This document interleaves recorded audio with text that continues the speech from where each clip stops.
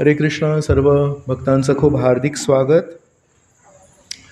आज आपण एका विशेष कार्यक्रमासाठी इथे एकत्रित झालो आहोत.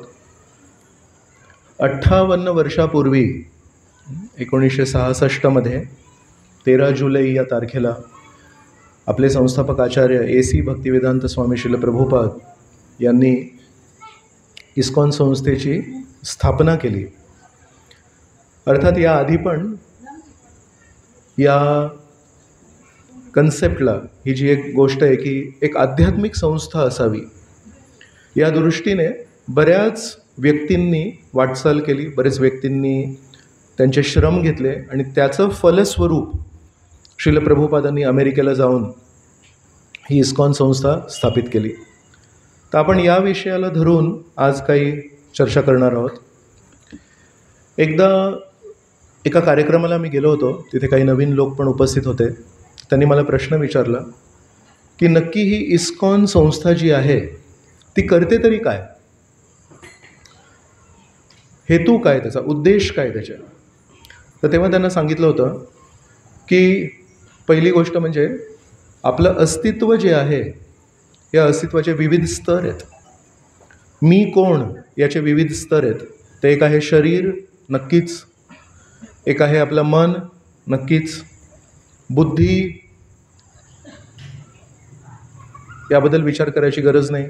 आणि या सर्वांच्या पलीकडे एक आत्मा. तर आपण जेव्हा कुठे जेवायला जातो, रेस्टॉरंटमध्ये, हॉटेलमध्ये जेव्हा जातो, तेव्हा शरीरासाठी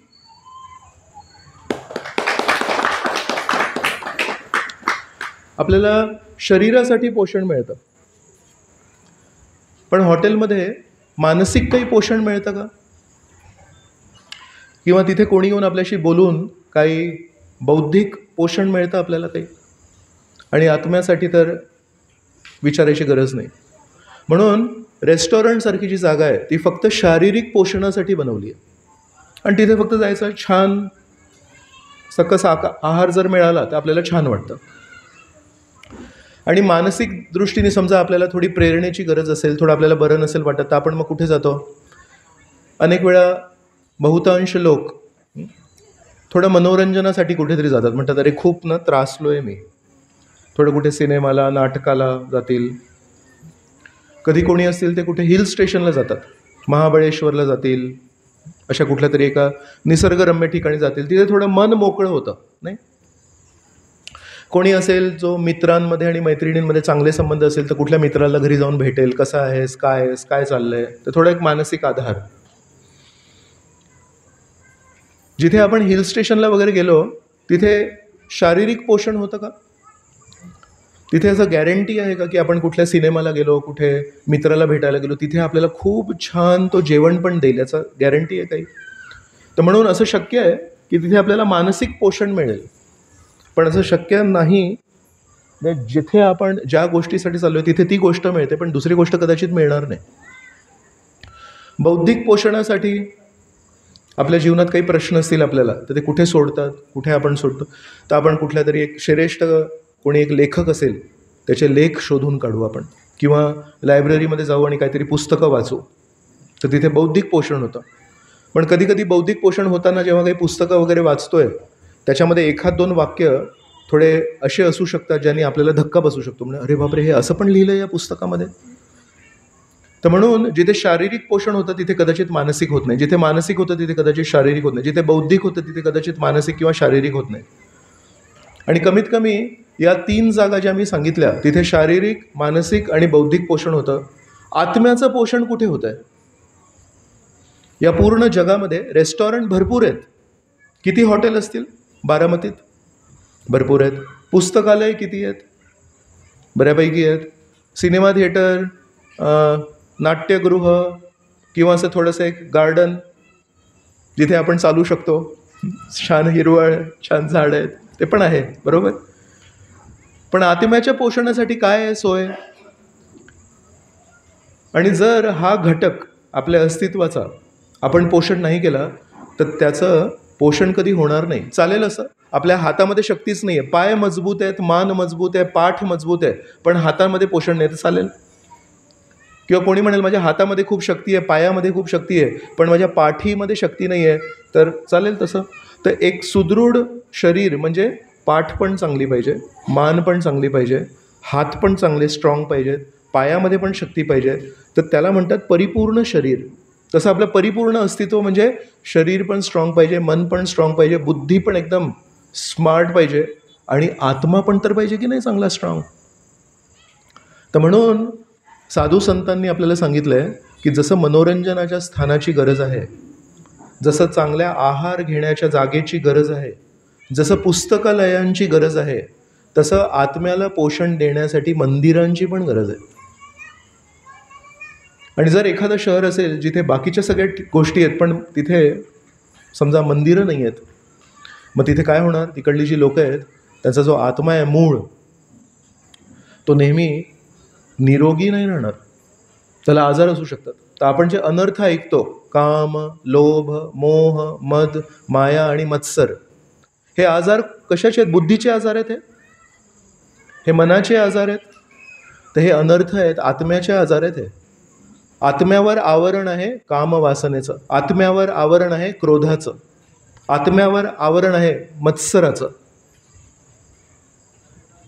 आणि जर हे आजार आपण ठीक नाही केले, काय फरक पडतो? प्रभूजी शारीरिक आजार ठीक होत आहेत आमच्याकडे, मोठे मोठे इस्पितळ आहेत, तिथे खोकला, सर्दी, निमोनिया, अगदी कॅन्सरपर्यंत हॉस्पिटल आहेत आमच्याकडे.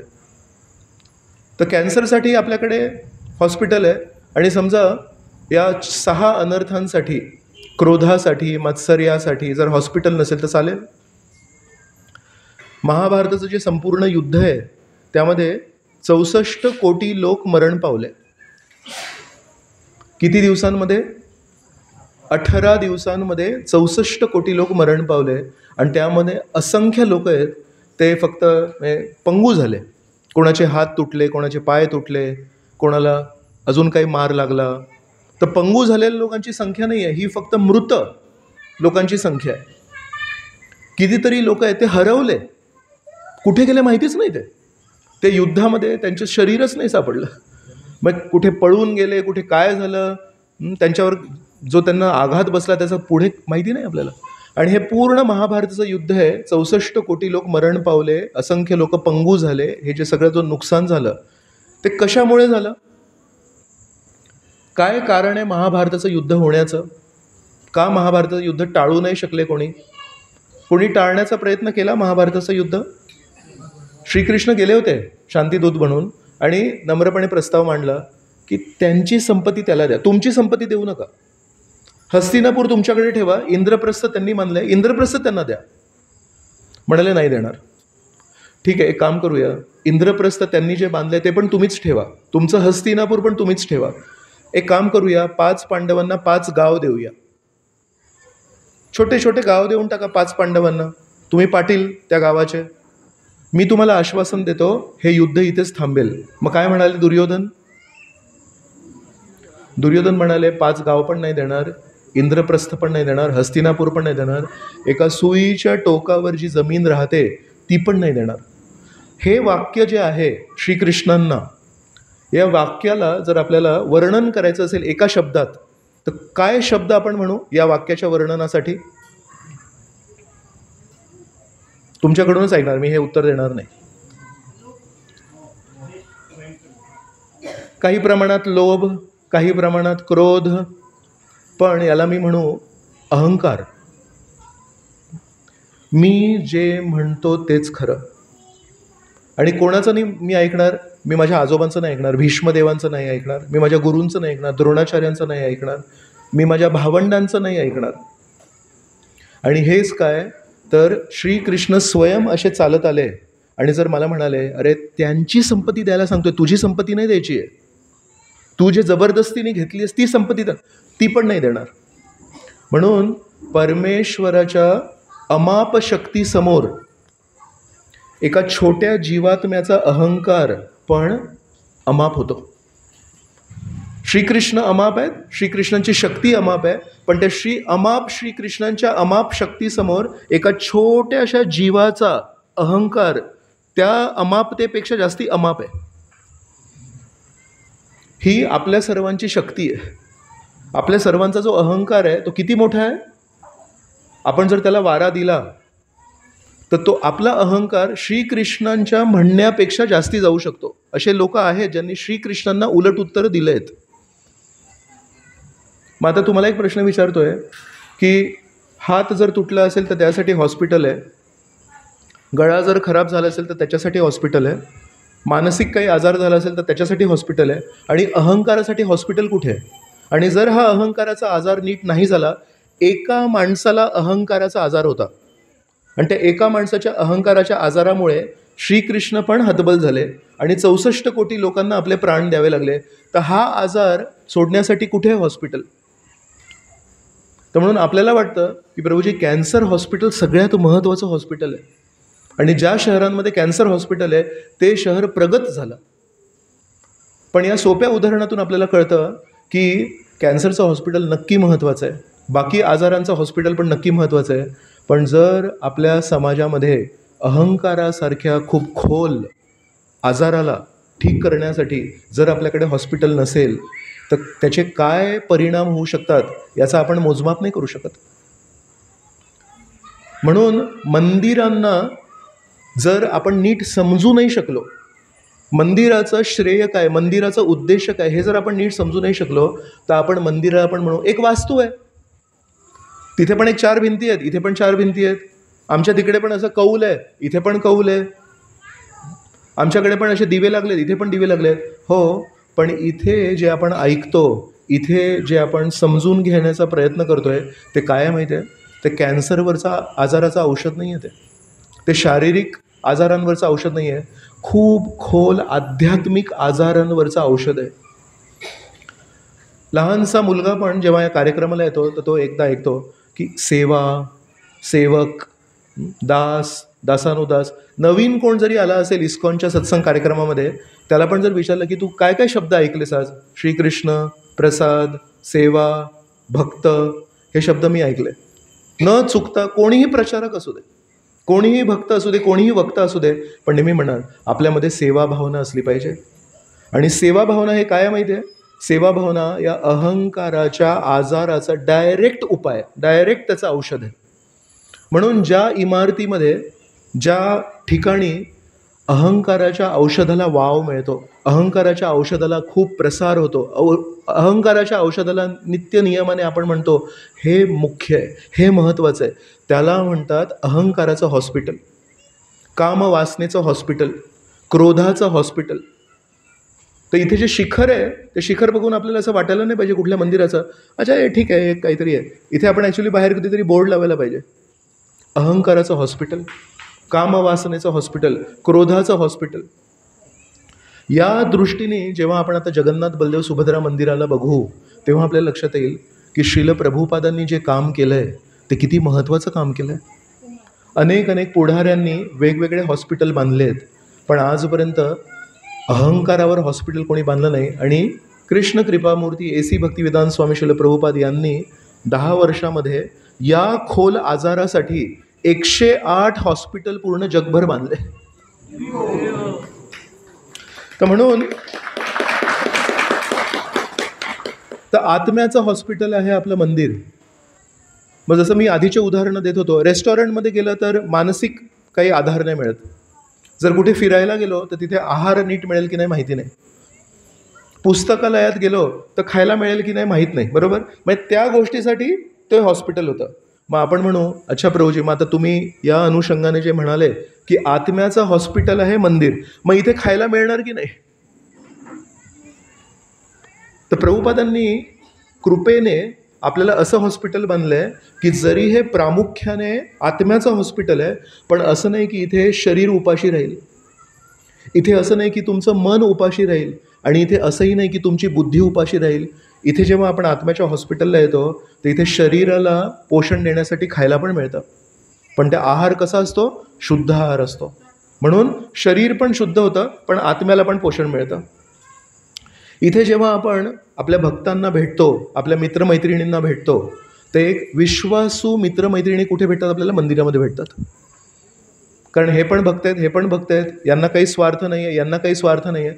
तर इथे जे संबंधांचे जे स्तर आहे तो उंच असतो, म्हणून इथे मानसिक आधार पण मिळतो. आणि जेव्हा आपण प्रवचन ऐकतो, भगवद्गीतेवर काही एका श्लोकावर आपण चिंतन ऐकतो, भागवतावर श्रीकृष्णांनी जे उद्धवाला सांगितलं आहे, अमुक अमुक जे काय ऐकतो, त्याच्याने आपल्याला बुद्धी पण आपली तीक्ष्ण होते. मग आपल्या जीवनामध्ये ज्या समस्या येतात त्या समस्यामध्ये असा निर्णय घ्यायचा की असा निर्णय घ्यायचा हे पण आपल्याला नीट समजतं.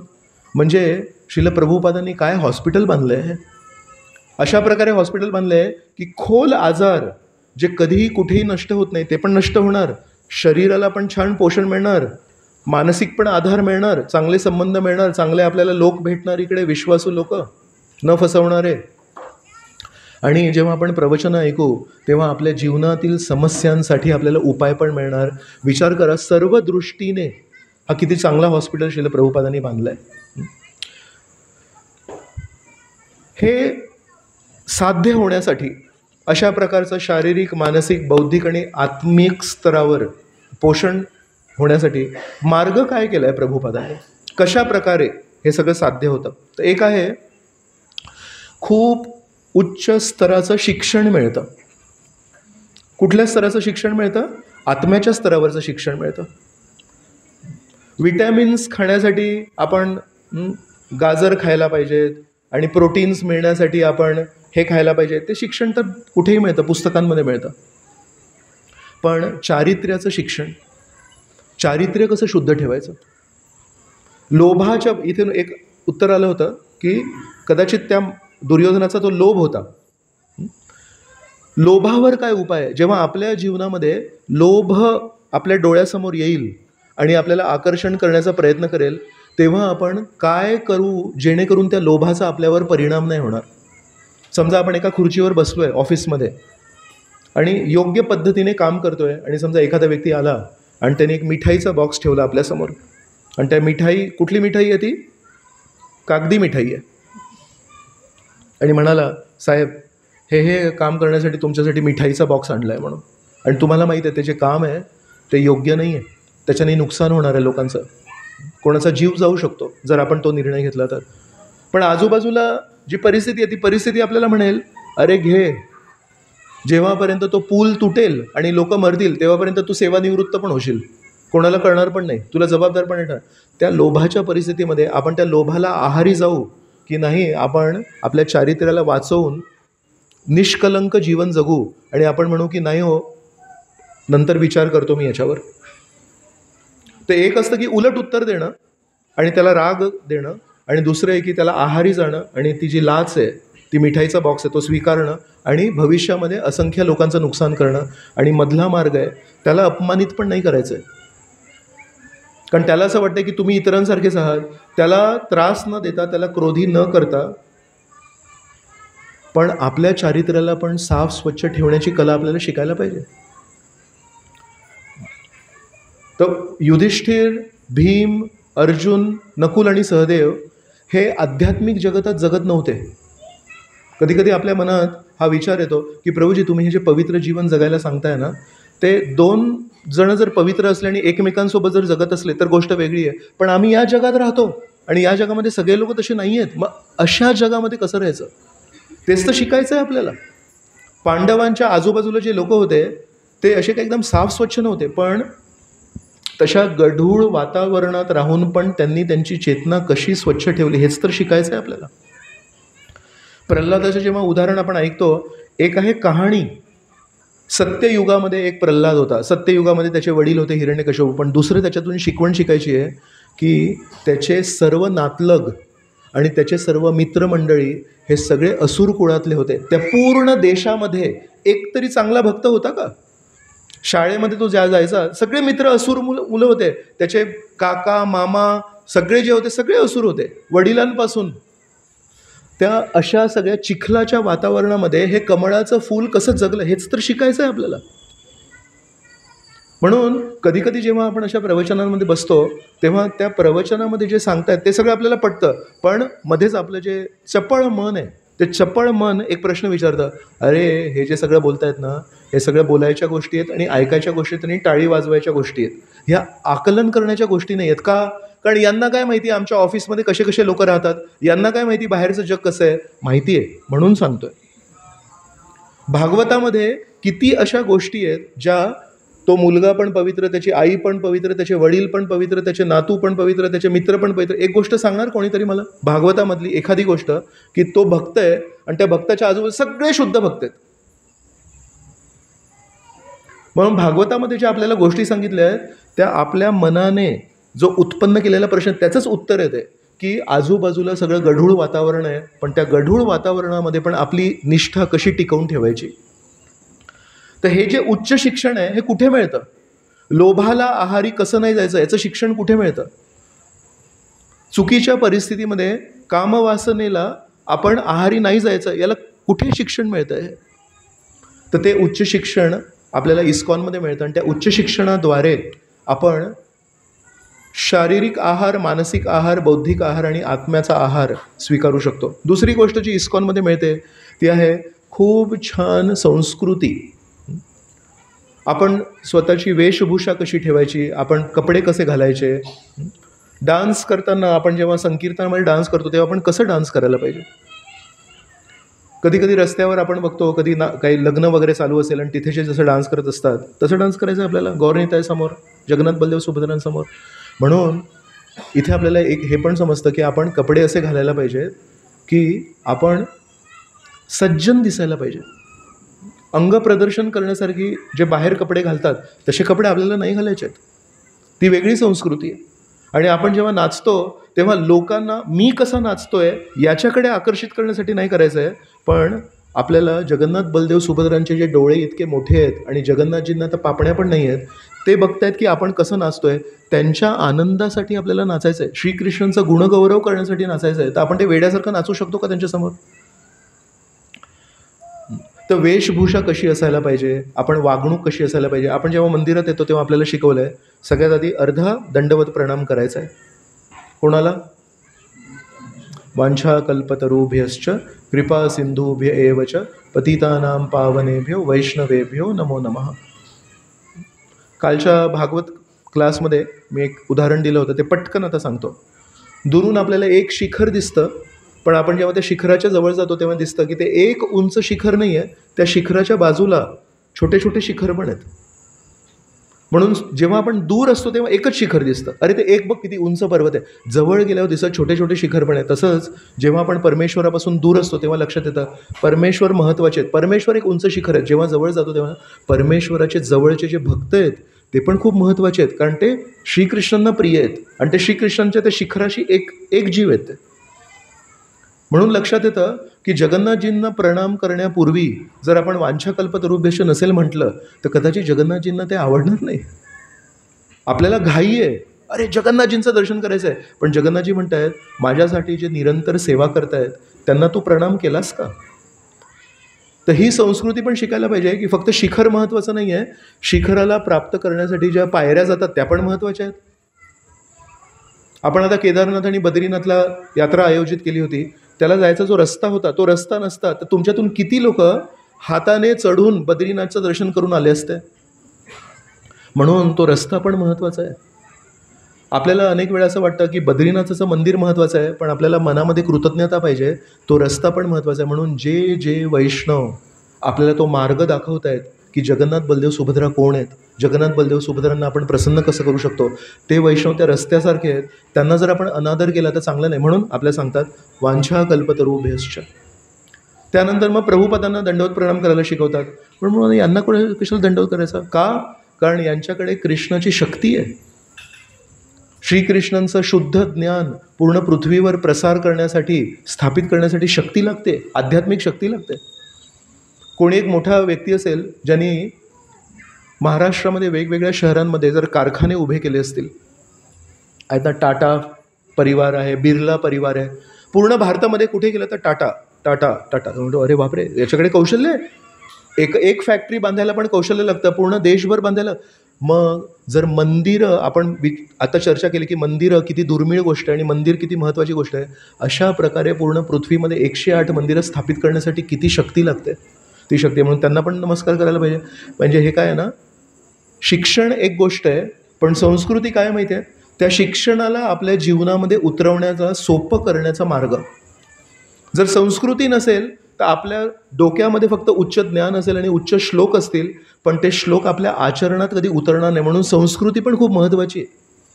म्हणून आपण जेव्हा एकमेकांना भेटतो तेव्हा आपण वांछा कल्पतरुभ्यश्च, दंडवत प्रणाम प्रभूजी, दंडवत प्रणाम माताजी, तर त्याला आपण कधी असा विचार करू नये मला गीतेतले श्लोक येतात, आता मला प्रवचन द्यायला येतं म्हणून वांछा कल्पतरुभ्यश्च हा नगण्य मंत्र आहे. नाही, तो खूप महत्त्वाचा आहे. तो रस्ता आहे बद्रीनाथला जायचा. तर म्हणून एवढं सगळं जे उच्च आपल्याला मिळतं आहे ते एका शिक्षणाद्वारे मिळतं आहे, एका संस्कृतीद्वारे मिळतं आहे. आणि तिसरी खूप महत्त्वाची गोष्ट आहे, ती आहे वेगवेगळ्या सेवा अर्पण करण्याची संधी देण्याद्वारे. 10 वर्षापूर्वी जेव्हा जन्माष्टमी होती, बारामतीची गोष्ट करतोय, तर कुठे व्हायची ती जन्माष्टमी?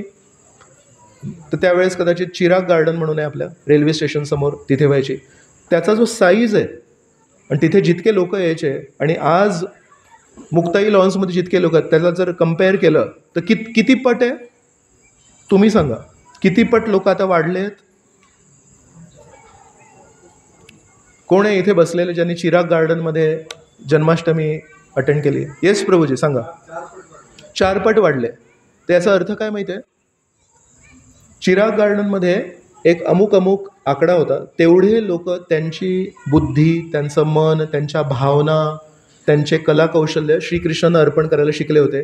आणि 3 पट लोक त्या आकड्याच्या त्यांची बुद्धी भौतिक कार्यांमध्ये लावत होते. त्यांची गाण्याची कला होती तेव्हा पण ते भौतिक गाण्यामध्ये ते वापरत होते.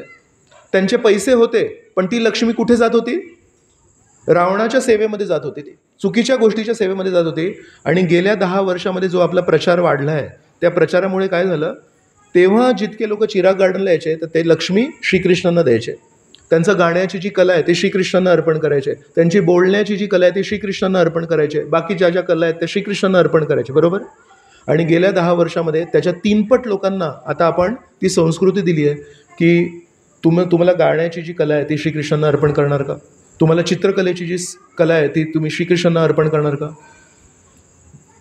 तुम्ही श्रीकृष्णांसाठी आरती करणार का?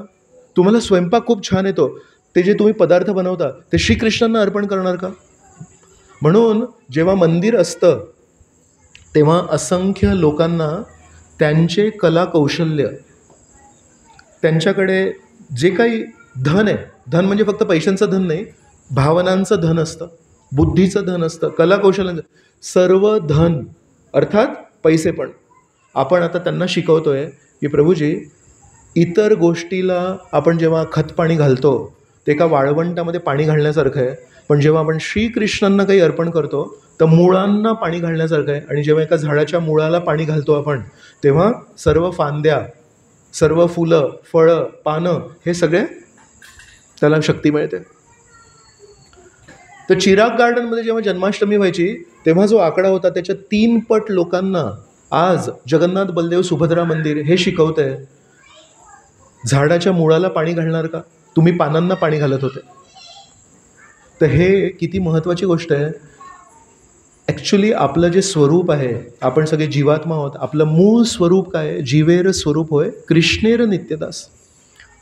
मूळ स्वरूप आहे श्रीकृष्णांची सेवा करायची आहे. श्रीकृष्णांची सेवा सोडून आपण पूर्ण जगभराची सेवा करत होतो. प्रभुपादांच्या इस्कॉनशी जेव्हा जुळलो तेव्हा प्रभुपादांनी आपल्याला शिकवलं, अरे तुझे कला कौशल्य दिले श्रीकृष्णांनी, हे शरीर तुला दिले श्रीकृष्णांनी आणि ते तू दुसऱ्यांना अर्पण करतोयस.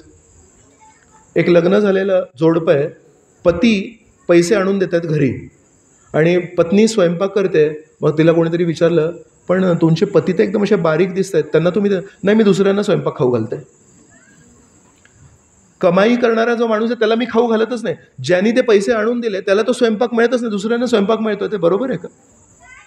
श्रीकृष्णांनी आपल्याला सर्व काही दिलं आहे, पण आपण जन्मोजन्मी श्रीकृष्णांना सोडून इतरांची सेवा केली आहे.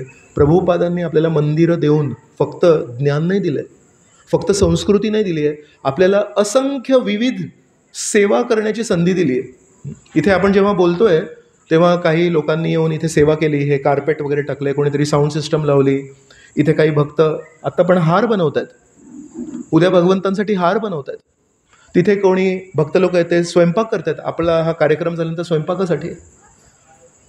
तर ज्यांना ज्यांना जी जी कला आहे ती श्रीकृष्णांना अर्पण करण्याची संधी किती मोठी गोष्ट आहे माहिती आहे. का माहिती आहे? कारण हा घरी परत जाण्याचा रस्ता आहे. हा जेव्हापर्यंत आपण आपल्या मूळ स्वामीला त्यांनी जे दिलंय ते पुन्हा अर्पण करणार नाही तेव्हापर्यंत आपण परत नाही जाऊ शकत. म्हणून मंदिराचे खूप महत्त्वाचं स्थान आहे समाजामध्ये.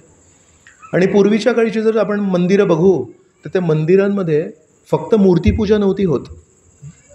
सामाजिक जे काही घडामोडी व्हायच्या त्या मंदिरातून सुरू व्हायच्या. समाजाला जर काही वळण द्यायचं असेल तर ते प्रवचनांद्वारे समाजामध्ये जनजागृती व्हायची. आज ती जनजागृती जेव्हा मंदिरांमध्ये होत नाही आहे तर ती जनजागृती करण्यासाठी, लोकांना चांगले संस्कार घडवण्यासाठी किती श्रम करायला लागत आहेत. नवीन नवीन प्रकल्प चालू करायला, नवीन नवीन मोहीम. का तर लोक मंदिरांमध्ये एकत्र येत नाही आहेत जिथे त्यांना शारीरिक, मानसिक, बौद्धिक आणि आत्मिक स्तरावर पोषण मिळेल. आणि हेच कार्य पूर्वीच्या काळी अगदी सोप्या पद्धतीने पूर्ण गाव एक, आणि त्या गावामध्ये एक मंदिर, आणि त्या मंदिरामध्ये त्या गावाचे सर्व लोक यायचे. मन तृप्त व्हायचं, आत्मा तृप्त व्हायचा, मस्त प्रसाद खाऊन शरीर तृप्त व्हायचं, बुद्धीला पण आपल्या जीवनातले जे संघर्ष आहेत त्याला सामोरे जाण्यासाठी काहीतरी उपाय मिळायचा. छान, शांत, तृप्त, समाधानी जीवन जगण्याचा मार्ग होता. आणि आज जेव्हा मंदिरांचं महत्त्व आपण कमी केलं आहे, मग आपल्याकडे शारीरिक आहार कसा घ्यायचा ते नाही माहिती, मानसिक आपण दुर्बळ झालो आहे, जीवनामध्ये जे संघर्ष येतात, काय करायचं प्रभूजी अशा परिस्थितीमध्ये, तर काय करायचं मला तर काहीच कळत नाही आहे, गीतेमध्ये काही सांगितलं आहे का, अशी परिस्थिती आपली झाली आहे. आत्मा आपला असा पूर्ण दुर्बळ झाला आहे, परमेश्वराशी काही संबंध नाही. एक भक्त भारतातून अमेरिकेला जात होते. तर पहिल्यांदा जेव्हा जात होते तेव्हा एक त्याची राजदूत आवास असतो एक, त्याला इंग्लिशमध्ये म्हणतात एम्बसी. तर अमेरिकेमध्ये जर जायचं असेल तर तिकीट घेऊन नाही जाऊ शकत. भारतामध्ये कुठेही फिरू शकतो, पण अमेरिकेत जर जायचं असेल तर त्याच्या दूतावासात जायला लागतं. आणि त्या दूतावासामध्ये सगळे लोक असतात ते अमेरिकन असतात. मग तिथे जर तुमच्यातून कधी कोणाला शिक्षणाला किंवा कुठल्या गोष्टीसाठी परदेशी जायचं असेल तर त्याच्या दूतावासात जेव्हा जातो तेव्हा ते 3 प्रश्न विचारतात. पहिली गोष्ट विचारतात, तुमच्याकडे पैसे किती आहेत. का? कारण त्यांना असं वाटतं की हा गरीब माणूस जर आमच्या देशात आला तर तिथे आपल्या देशातले पैसे हा खाईल, म्हणून त्यांना श्रीमंतच लोक पाहिजेत. जर तुमच्या बँक बॅलन्समध्ये अमुक अमुक इतके पैसे नसतील तर तुम्हाला ते स्वीकारत नाही, नको आम्हाला तुमचे लोक. दुसरी गोष्ट विचारतात की तुमचा पोलीस रेकॉर्ड काय आहे. तर जवळच्या पोलीस स्टेशनमधून एक सर्टिफिकेट आणायला लागतं की हा गेल्या 20 वर्षांपासून इथे राहतो आहे, पण आमच्या पोलीस स्टेशनमध्ये याच्या कुठल्याही अपराधी गुन्ह्याची नोंद नाही आहे. आणि तिसरी गोष्ट विचारतात की तुम्हाला अमेरिकेमध्ये यायचं आहे, त्याचा उद्देश काय. अमेरिकेमधून फक्त फिरणार आहात, तिथल्या लोकांना काही शिकवणार आहात, काय करणार आहात. तशाच प्रकारे इस्कॉनचं जे मंदिर आहे ते आध्यात्मिक जगताचं दूतावास आहे. प्रभुपाद म्हणायचे, मी जे मंदिरं स्थापित केले ते आध्यात्मिक जगताचं दूतावास आहे. तर अमेरिकेचं जे दूतावास आहे ते भारतामध्ये आहे. आणि अमेरिकेत जर जायचं असेल तर त्या दूतावासामधून परवानगी घेऊन अमेरिकेत जायला लागतं. तसं आपल्याला जर आध्यात्मिक जगतामध्ये श्रीकृष्णांना भेटायचं असेल तर त्यांनी इस्कॉन मंदिरामध्ये दूतावास स्थापित केला आहे. आणि या दूतावासामध्ये आल्यानंतर एक विजा ऑफिसर आहेत. प्रत्येक इस्कॉन मंदिर हे कोणाची संपत्ती आहे? श्रील प्रभुपादांची संपत्ती आहे. तर श्रील प्रभुपाद इथले विजा ऑफिसर आहेत. आपण जेव्हा इथे येतो आणि आपण आयुष्यभर जेव्हा भक्ती करू आणि नंतर मृत्यूच्या वेळेस आपण म्हणू हरे कृष्ण कृष्ण कृष्ण हरे हरे, हरे राम राम राम हरे हरे, तेव्हा जर आपल्याला घेण्यासाठी वैकुंठ विमान आलं तर तो दूतावासाचा जो राजदूत आहे तो आपल्याला विचारेल, तुमच्याकडे धनसंपत्ती किती आहे. तर काय धनसंपत्ती आहे, तिथे जाण्यासाठी धनसंपत्ती काय आहे. तुम्ही जेव्हा इथे होते तेव्हा भक्तीसाठी पोषक असे किती गोष्टी केल्या तुम्ही. आपण जेव्हा जगन्नाथ बलदेव सुभद्रांना एक फूल वाहतो ते फूल वाहताना खरोखर जगन्नाथ बलदेव सुभद्रांना प्रसन्न करण्यासाठी ते फूल वाहतो, की आता सगळ्यांना ते फूल वाटतं हातात दिल्या चला करूया काहीतरी? त्याच्यामध्ये भक्ती आहे का? त्याच्यामध्ये भावना आहेत का? जेव्हा कार्यक्रमानंतर आपल्याला प्रसाद मिळतो, ॲक्च्युली आपण महाप्रसादे गोविंदे म्हणतो का? त्याला प्रसाद म्हणून बघतो का? की त्याला चांगली चविष्ट मटकी, चांगली चविष्ट पनीरची भाजी आणि मस्त 2-2 गुलाबजाम दिले. 2 गुलाबजाम नाही दिले, 2 गोड महाप्रसादाचे गुलाबजाम दिले. त्याच्यामध्ये अंतर आहे.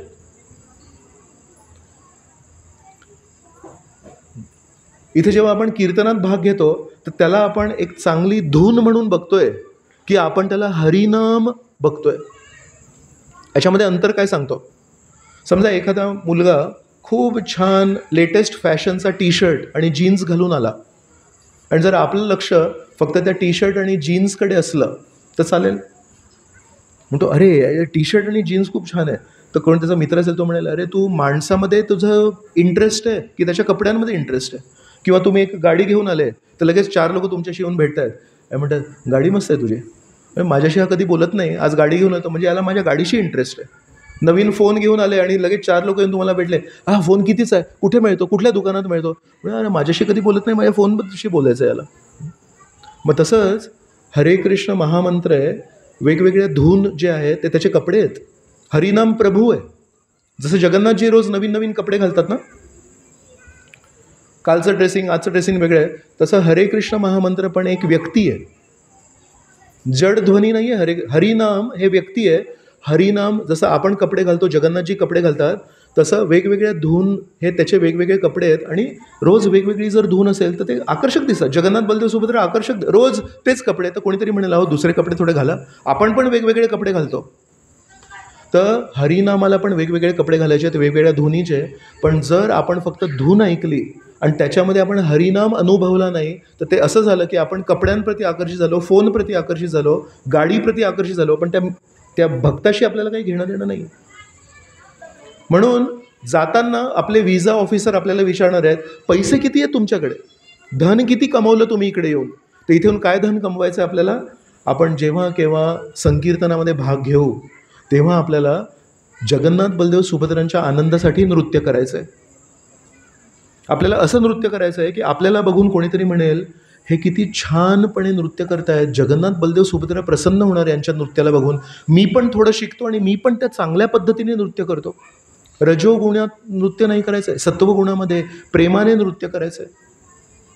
आपण जेव्हा हरिनाम कीर्तन गातोय समजा, तर आपल्याला असं गायचं आहे की लोक त्या कीर्तनाने आकर्षित होऊन इथे येतील आणि म्हणतील किती छान तुम्ही कीर्तन गाताय. जर आपल्या कीर्तनामुळे लोक पळायला लागले मग आपल्याला समजायला पाहिजे आपण सेवा नाही केली, आपण विपरीत केलं काहीतरी. म्हणून कर्कश आवाजामध्ये जर आपण गातोय तर लोक पळून जातात तिथून. आपण जोरात आवाजामध्ये जर ओरडत असू माईकमध्ये तर लोक पळून जातील.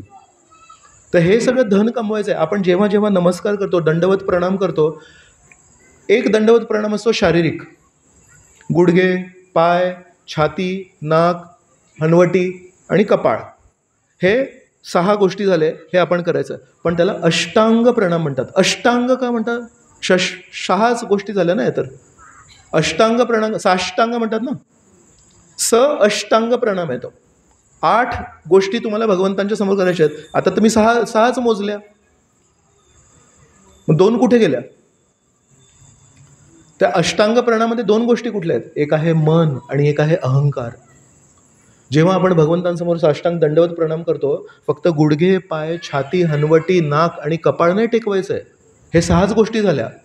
तिथे मन अर्पण करायचं आहे की हे परमेश्वरा माझं सौभाग्य की मी तुझं दर्शन घेऊ शकतो. आणि आपला अहंकार पण अर्पण करायचा आहे, तू जगताचा स्वामी आहेस, जगन्नाथ आहेस तू बारामतीनाथ नाही आहेस.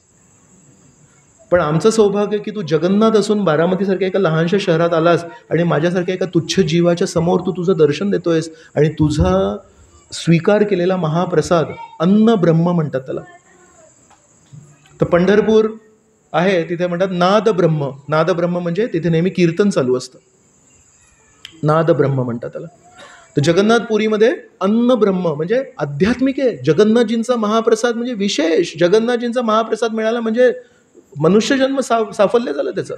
तो जगन्नाथजींचा महाप्रसाद आपल्याला दर शनिवारी मिळतोय. आपलं किती मोठं सौभाग्य आहे. म्हणून प्रसाद घेताना ही जाणीव ठेवणे की हा प्रसाद आहे, कीर्तन गाताना ही जाणीव ठेवणे की हे हरिनाम आहे. यात्रेला जाताना ही जाणीव ठेवणे की भगवंतांशी संबंधित ठिकाणी मी चाललो आहे. दंडवत प्रणाम करताना ही जाणीव ठेवणे की मला माझा अहंकार अर्पण करायचा आहे, फक्त शरीर नाही अर्पण करायचं आहे. मग तो व्यायाम झाला फक्त. मुलं नाही हे करतात, दंड मारतात. मग आपण जेव्हा दंडवत प्रणाम करतोय तेव्हा 3 दंड झाले आपले, 1 2 3. फक्त इथले हाताचे मसल्स फक्त चांगले होतील, वैष्णव नाही बनणार आपण.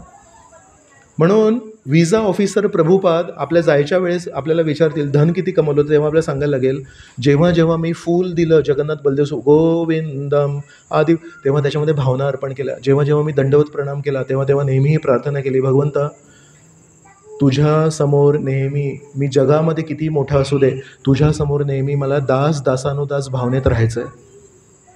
हे धन आहे आपलं. दुसरी गोष्ट, ते विजा ऑफिसर काय विचारतात अमेरिकेला जाताना? दुसरा प्रश्न काय विचारला त्यांनी?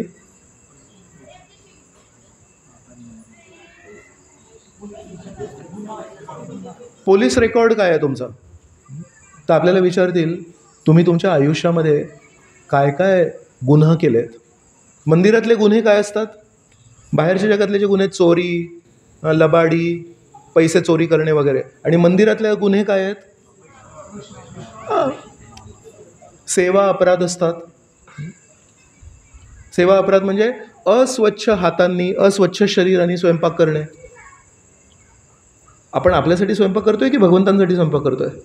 त्यांनी आपल्याला स्वयंपाकगृहामध्ये स्थान दिलं, हे त्यांचा मोठेपणा, आपल्याला त्याच्यामध्ये आपला मोठे. तर म्हणून त्याचे नियम आहेत. स्नान करून, स्वच्छ कपडे घालून, केसांना बांधून, त्याच्यामध्ये केस नाही पडायला पाहिजे. पूजा करताना जे आपले पुजारी लोक आहेत, स्नान करून फ्रेश कपडे घालून करायला. आणि स्नान करून मी वॉशरूमला गेलो आणि त्याच शरीराने, अस्वच्छ शरीराने जर आतमध्ये गेलो, सेवा अपराध आहे. तो कोणाला नाही दिसला, सगळे पुजारी आहेत. जगन्नाथजींनी बघितलं याला माझ्याप्रती मान सन्मान नाही, अस्वच्छ अवस्थेमध्ये हा ऑल्टरमध्ये येतो आणि माझी सेवा करतो, सेवा अपराध येतो. तसं नाम अपराध आहेत, सेवा अपराध आहेत. आपण वैष्णवांशी कसं वागतो ते वैष्णव अपराध आहेत. हे सगळे आपले भक्तिमय गुन्हे आहेत. तर भक्तिमय धन काय आहे? दंडवत नीट करणे, भावना अर्पण करणे. तसे भक्तिमय गुन्हे आहेत सेवा अपराध, नाम अपराध, वैष्णव अपराध. तर हे आपण कमीत कमी एक तरी प्रार्थना करायला पाहिजे, जाणीवपूर्वक नाही करायला पाहिजे. अज्ञानात जे काही झालं ते झालं. आता जेव्हा मी आलो आजच्या कार्यक्रमासाठी, एका भक्तांनी मला दंडवत प्रणाम केला. तर कुठे आहेत प्रभूजी? कुठे आहेत ते? आपले आढाव प्रभू. येस प्रभूजी, तुम्ही मला दंडवत प्रणाम केला तेव्हा मी तुम्हाला येऊन काय सांगितलं सांगणार जरा थोड्या मोठ्या आवाजात? तर त्यांना मी लगेच प्रेमाने जवळ गेलो आणि त्यांना म्हणाला, प्रभूजी तुमचं खूप चांगला मूड आहे की तुम्ही लगेच दंडवत प्रणाम केला, पण जर जगन्नाथ बलदेव सुभद्रांचं दर्शन ओपन असेल तर भगवंतांसमोर दंडवत प्रणाम नका करू मला म्हणून. का? भगवंत सगळ्यात मोठे आहेत, भगवंतांच्या समोर कोण आहे आपण? तर आपण काय करू शकतो? मानसिक करू शकतो किंवा जवळ येऊन म्हणजे दंडवत प्रणाम प्रभूजी. पण पूर्ण दंडवत प्रणाम भगवंतांसमोर ॲक्च्युली दंडवत प्रणाम नाही करायला. गुरूंना करू शकतो, प्रभुपादांना करू शकतो, पण साधारण जीवजंतूंना आपण नाही करायला पाहिजे. का? भगवंतांसमोर नाही करायला पाहिजे. तर हे आहेत, हे सगळ्या गोष्टी शिकायच्या आहेत आपल्याला, नाही तर आपण अडाणी राहणार. म्हणून सेवा अपराध, नाम अपराध, वैष्णव अपराध, शिष्टाचार काय असतो वैष्णवांशी बोलताना, जरी पटत नसेल आरडाओरडी नाही करू शकत, ते आपण बाहेर करू शकतो. इथे आपल्याला प्रभूजी तुम्ही म्हणताय ते बरोबर आहे, पण ही गोष्ट मला कदाचित पटत नाही आहे, कारण मला असं वाटतं. नम्रपणे सांगता यायला पाहिजे आपल्याला. आपले जे मतभेद आहेत ते नीट सांगता यायला पाहिजेत. तर हे आपले भक्तिमय गुन्हे झाले. आणि तिसरी गोष्ट, तो विजा ऑफिसर काय विचारतो अमेरिकेला जाताना? जाण्याचा उद्देश काय आहे? तसं प्रभुपाद पण आपल्याला विचारतील, तुम्ही सगळे फुलं अर्पण केले, चरणामृत घेतलं, महाप्रसाद खाल्ला, सगळं छान केलं, अपराध पण नाही केले, गुन्हे पण नाही केले, पण तुमचा उद्देश काय आहे जाण्याचा? तुम्हाला श्रीकृष्णांच्या वैकुंठात जायचा उद्देश काय आहे? तिथे जर चुकून आपण बोललो काय ना मी त्रासलोय, या जगामध्ये इतकी माझी फसवणूक झाली, लोकांनी लुबाडलं, माझे डिमॉनिटायझेशन झालं, एवढे सगळे संघर्ष झाले, मला ना खरं सांगू सुटका पाहिजे, इथून सुटका पाहिजे. नाही, आपण कधी कधी त्रासतो ना, कधी कधी सुटका पाहिजे प्रभूजी मला. नाही, जर चुकून आपण म्हणालो तर कदाचित विजा ऑफिसर म्हणेल हे योग्य कारण नाही आहे. याचं उदाहरण मी तुम्हाला देतो. जर आपण भारतात आहोत आणि आपण म्हणू अमेरिकेत जायचं आहे, तर अमेरिकन व्हिसा ऑफिसर आपल्याला म्हणतो आहे, कशाला जायचं आहे अमेरिकेला? इथे ना मला नोकरी मिळत नाही आहे आणि इथे सगळ्या मित्रांशी माझं भांडण झालं आहे आणि इथे काय माझं नीट होत नाही आहे, तर म्हणतो अमेरिकेला जातो म्हणून. तो देईल का आपल्याला? मग त्याला वाटतंय की हा इथे काही करू शकला नाही म्हणून तिथे. मग इथून कंटाळून जर आपल्याला आध्यात्मिक जगत विचार करा की तुम्हाला प्रभुपाद म्हणाले, अरे एवढा छान आहे भक्ता, एवढ्या वर्षांनी सेवा केली, पाठवतो तिथे, आणि तिथे गेले तुम्ही, तिथे जाऊन काय शोधणार तुम्ही? जर इथून कंटाळून इथून त्रासून तुम्ही तिकडे चालले तर तिथे काय शोधणार माहिती आहे? इथे कुठे कोपरा आहे का? कारण कोणाशी बोलायचं नाही आहे, कोणाशी भेटायचं नाही आहे, मला कोपरा शोधणार मी आणि तिथे जाऊन एक उशी घेणार आणि आराम करणार. बरोबर, तेच करतो ना आपण जेव्हा कंटाळतो तेव्हा.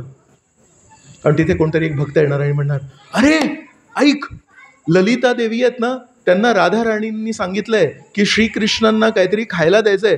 तर राधाराणी म्हटलं की इमर्जन्सी आहे, आतापर्यंत या वेळेस कधी श्रीकृष्ण खात नाही, श्रीकृष्णांची खाण्याची वेळ, पण त्यांना मध्येच भूक लागली आहे, तर आता मी स्वयंपाक करायचा आहे, तर सगळ्या सखींना घेऊन ये आणि आपल्याला स्वयंपाक करायचा आहे, तर आम्ही इमर्जन्सीमध्ये शोधतोय कोण कोण आहे, चल तू पण चल स्वयंपाक करायला. मी स्वयंपाक करायला आलोच नाही आहे इथे. मी कशासाठी आलो? मी कोपरा शोधायला आलो. जो मला भौतिक जगतामध्ये कुठेही कोपरा नाही भेटला, माझे कर्म नेहमी माझ्या पाठीमागे येत होते आणि त्रास देत होते, तो कोपरा. विचार करा, तिथे जाऊन काय करणार आपण? निष्फळ ठरलं आपलं जाणं.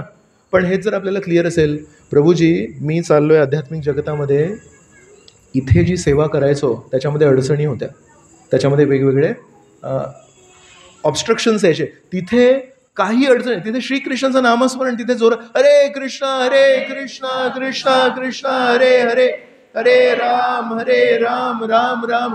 तिथे कोणी अडवणार नाही. इथे बिल्डिंगमध्ये करा, तीच क्रिया आहे आणि तीच तुमची भक्ती आहे. पण इथे अडचणी, कोणी म्हणे हे गप्रे, इथे हरे कृष्ण वगैरे काय करायचं नाही. तर ज्यांना अडचणमुक्त भक्ती करायची आहे त्यांच्यासाठी आहे. म्हणजे इथे जर अडचणीमध्ये आपण भक्ती करत असू तर तिथे जाऊन अडचणमुक्त भक्ती तुमची वाढणार की कमी होणार? वाढणार. म्हणून तिथे जायचा हेतू पण पाहिजे. याचा अर्थ आहे तिथे जाऊन आपल्याला इथे जेवढी सेवा करतोय त्याच्यापेक्षा चांगली सेवा करण्याची संधी मिळणार आहे. याचा अर्थ की तिथे जाऊन आपल्याला जास्ती सेवा करायची आहे. जर आपण इथे एक सेवा करतो, तिथे जाऊन सांगायचं मी ही एक सेवा तर तिथे करणार आहे, पण अजून पण काही सेवा असेल तर सांगा. तिथे जाताना आपली वृत्ती क्लिअर पाहिजे.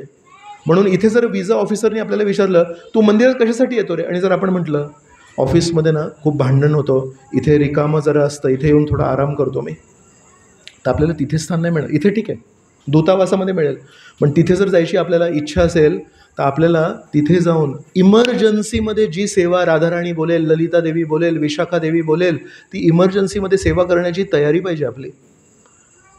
आणि ती तयारी कशी होईल? जेव्हा इथे आपल्याला काही सेवा कोणी म्हणतो प्रभूजी माझी सेवा ही नाही आहे. ज्या दिवशी आपण असं बोलू ही माझी सेवा नाही आहे, असं नाही की मी थकलो आहे, असं नाही की मला पूर्ण पीळ निघाला आहे माझं म्हणून मी करत नाही, ती सेवा माझी नाही आहे, त्यांना सांगा. जर आपल्याला कोणी सांगितलं आपण फ्रेश आहोत, आपल्यामध्ये शक्ती आहे, सगळं काही छान आहे, पोट पण भरलेलं आहे, पण फक्त आपण या एका कारणासाठी सेवेला नाकारतो आहे, ती माझी सेवा नाही, मग कुठेतरी आपण फेल झालो.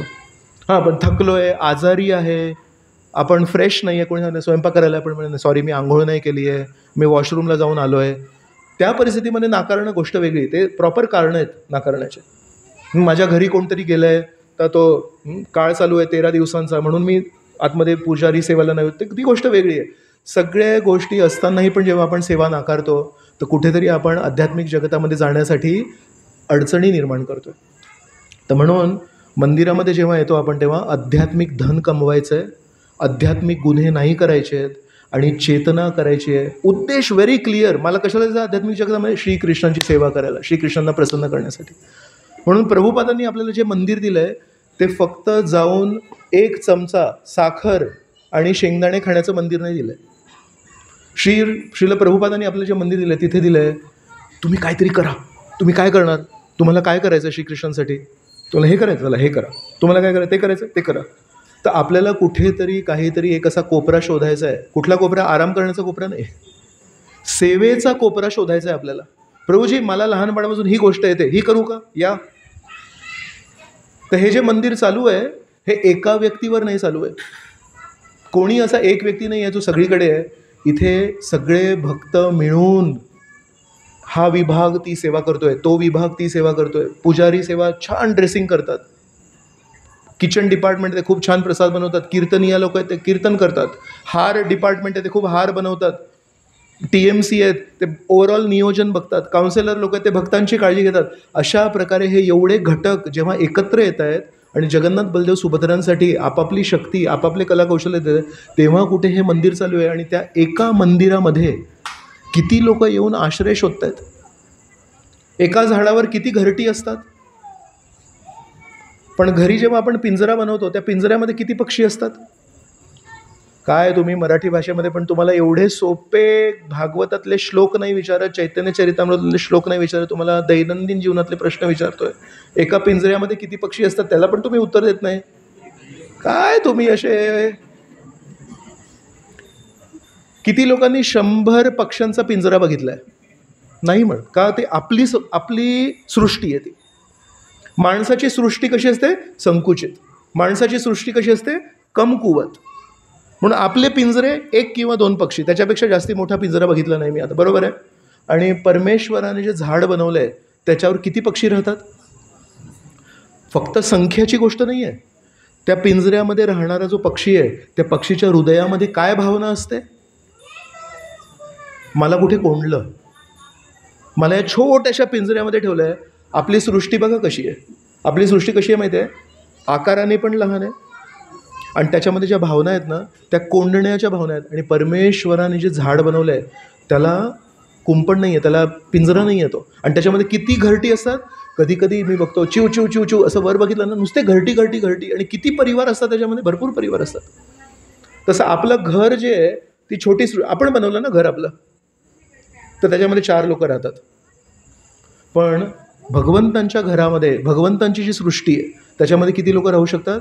या मंदिरामध्ये किती लोक येऊन आश्रय प्राप्त करतात? मोजू नाही शकत तुम्ही.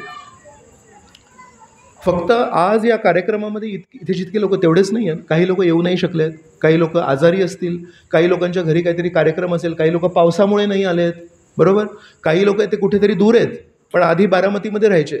तर काही फॅमिलीजला मी ओळखतो फलटणला शिफ्ट झालेत, ते आधी बारामतीमध्ये राहायचे. काही फॅमिलीजला ओळखतो ते आधी बारामतीमध्ये राहायचे, ते तर पुण्याला शिफ्ट झालेत. त्यांना अजूनही बारामतीच्या यात्रेमध्ये यायची इच्छा असते. का? म्हणजे नाही प्रभूजी आमचे सगळे ओळखीचे लोक बारामतीत राहतात, जरी आम्ही पुण्याला शिफ्ट झालो, जरी फलटणला शिफ्ट झालो, जरी अजून दुसरीकडे शिफ्ट झालो, पण आम्हाला बारामतीच्या यात्रेमध्ये यायचं आहे, बरोबर. नादिया निमाय प्रभू. म्हणजे या एका इमारतीमध्ये किती पक्ष्यांचं घरटं आहे, कोण मोजू शकतं त्याला? तर म्हणून माणूस हा नेहमी या 2 गोष्टी शोधत असतो. एक म्हणजे आश्रय आणि दुसरं म्हणजे आनंद. आता जेव्हा मंदिरात येताना समजा पाऊस आला अचानक, आपण काय शोधतो सगळ्यात आधी? छत, आश्रय. म्हणजे जेव्हा आपण त्रासलेले असतो तेव्हा भूक लागली आहे, तहान लागली ते नाही, आधी आश्रय शोधायला पाहिजे. अचानक असा जोरात वारा आला, इथे वारा सुरू झाला समजा, तुम्ही काय करणार? अरे प्रसादमचा टेबल इथे काही तिथे आहे असं विचारणार. काय विचारणार? आतमध्ये जाणार, दरवाजे खिडकी सगळे बंद करणार. सुरक्षितता. आश्रय म्हणजे सुरक्षितता, बरोबर. तर पहिली आपली गरज आहे आश्रय, पहिली आपली गरज आहे सुरक्षितता. आणि एकदा का आपण आश्रय प्राप्त केला, एकदा का आपण सुरक्षितता अनुभव केली, मग दुसरी आपली गरज आहे आनंद.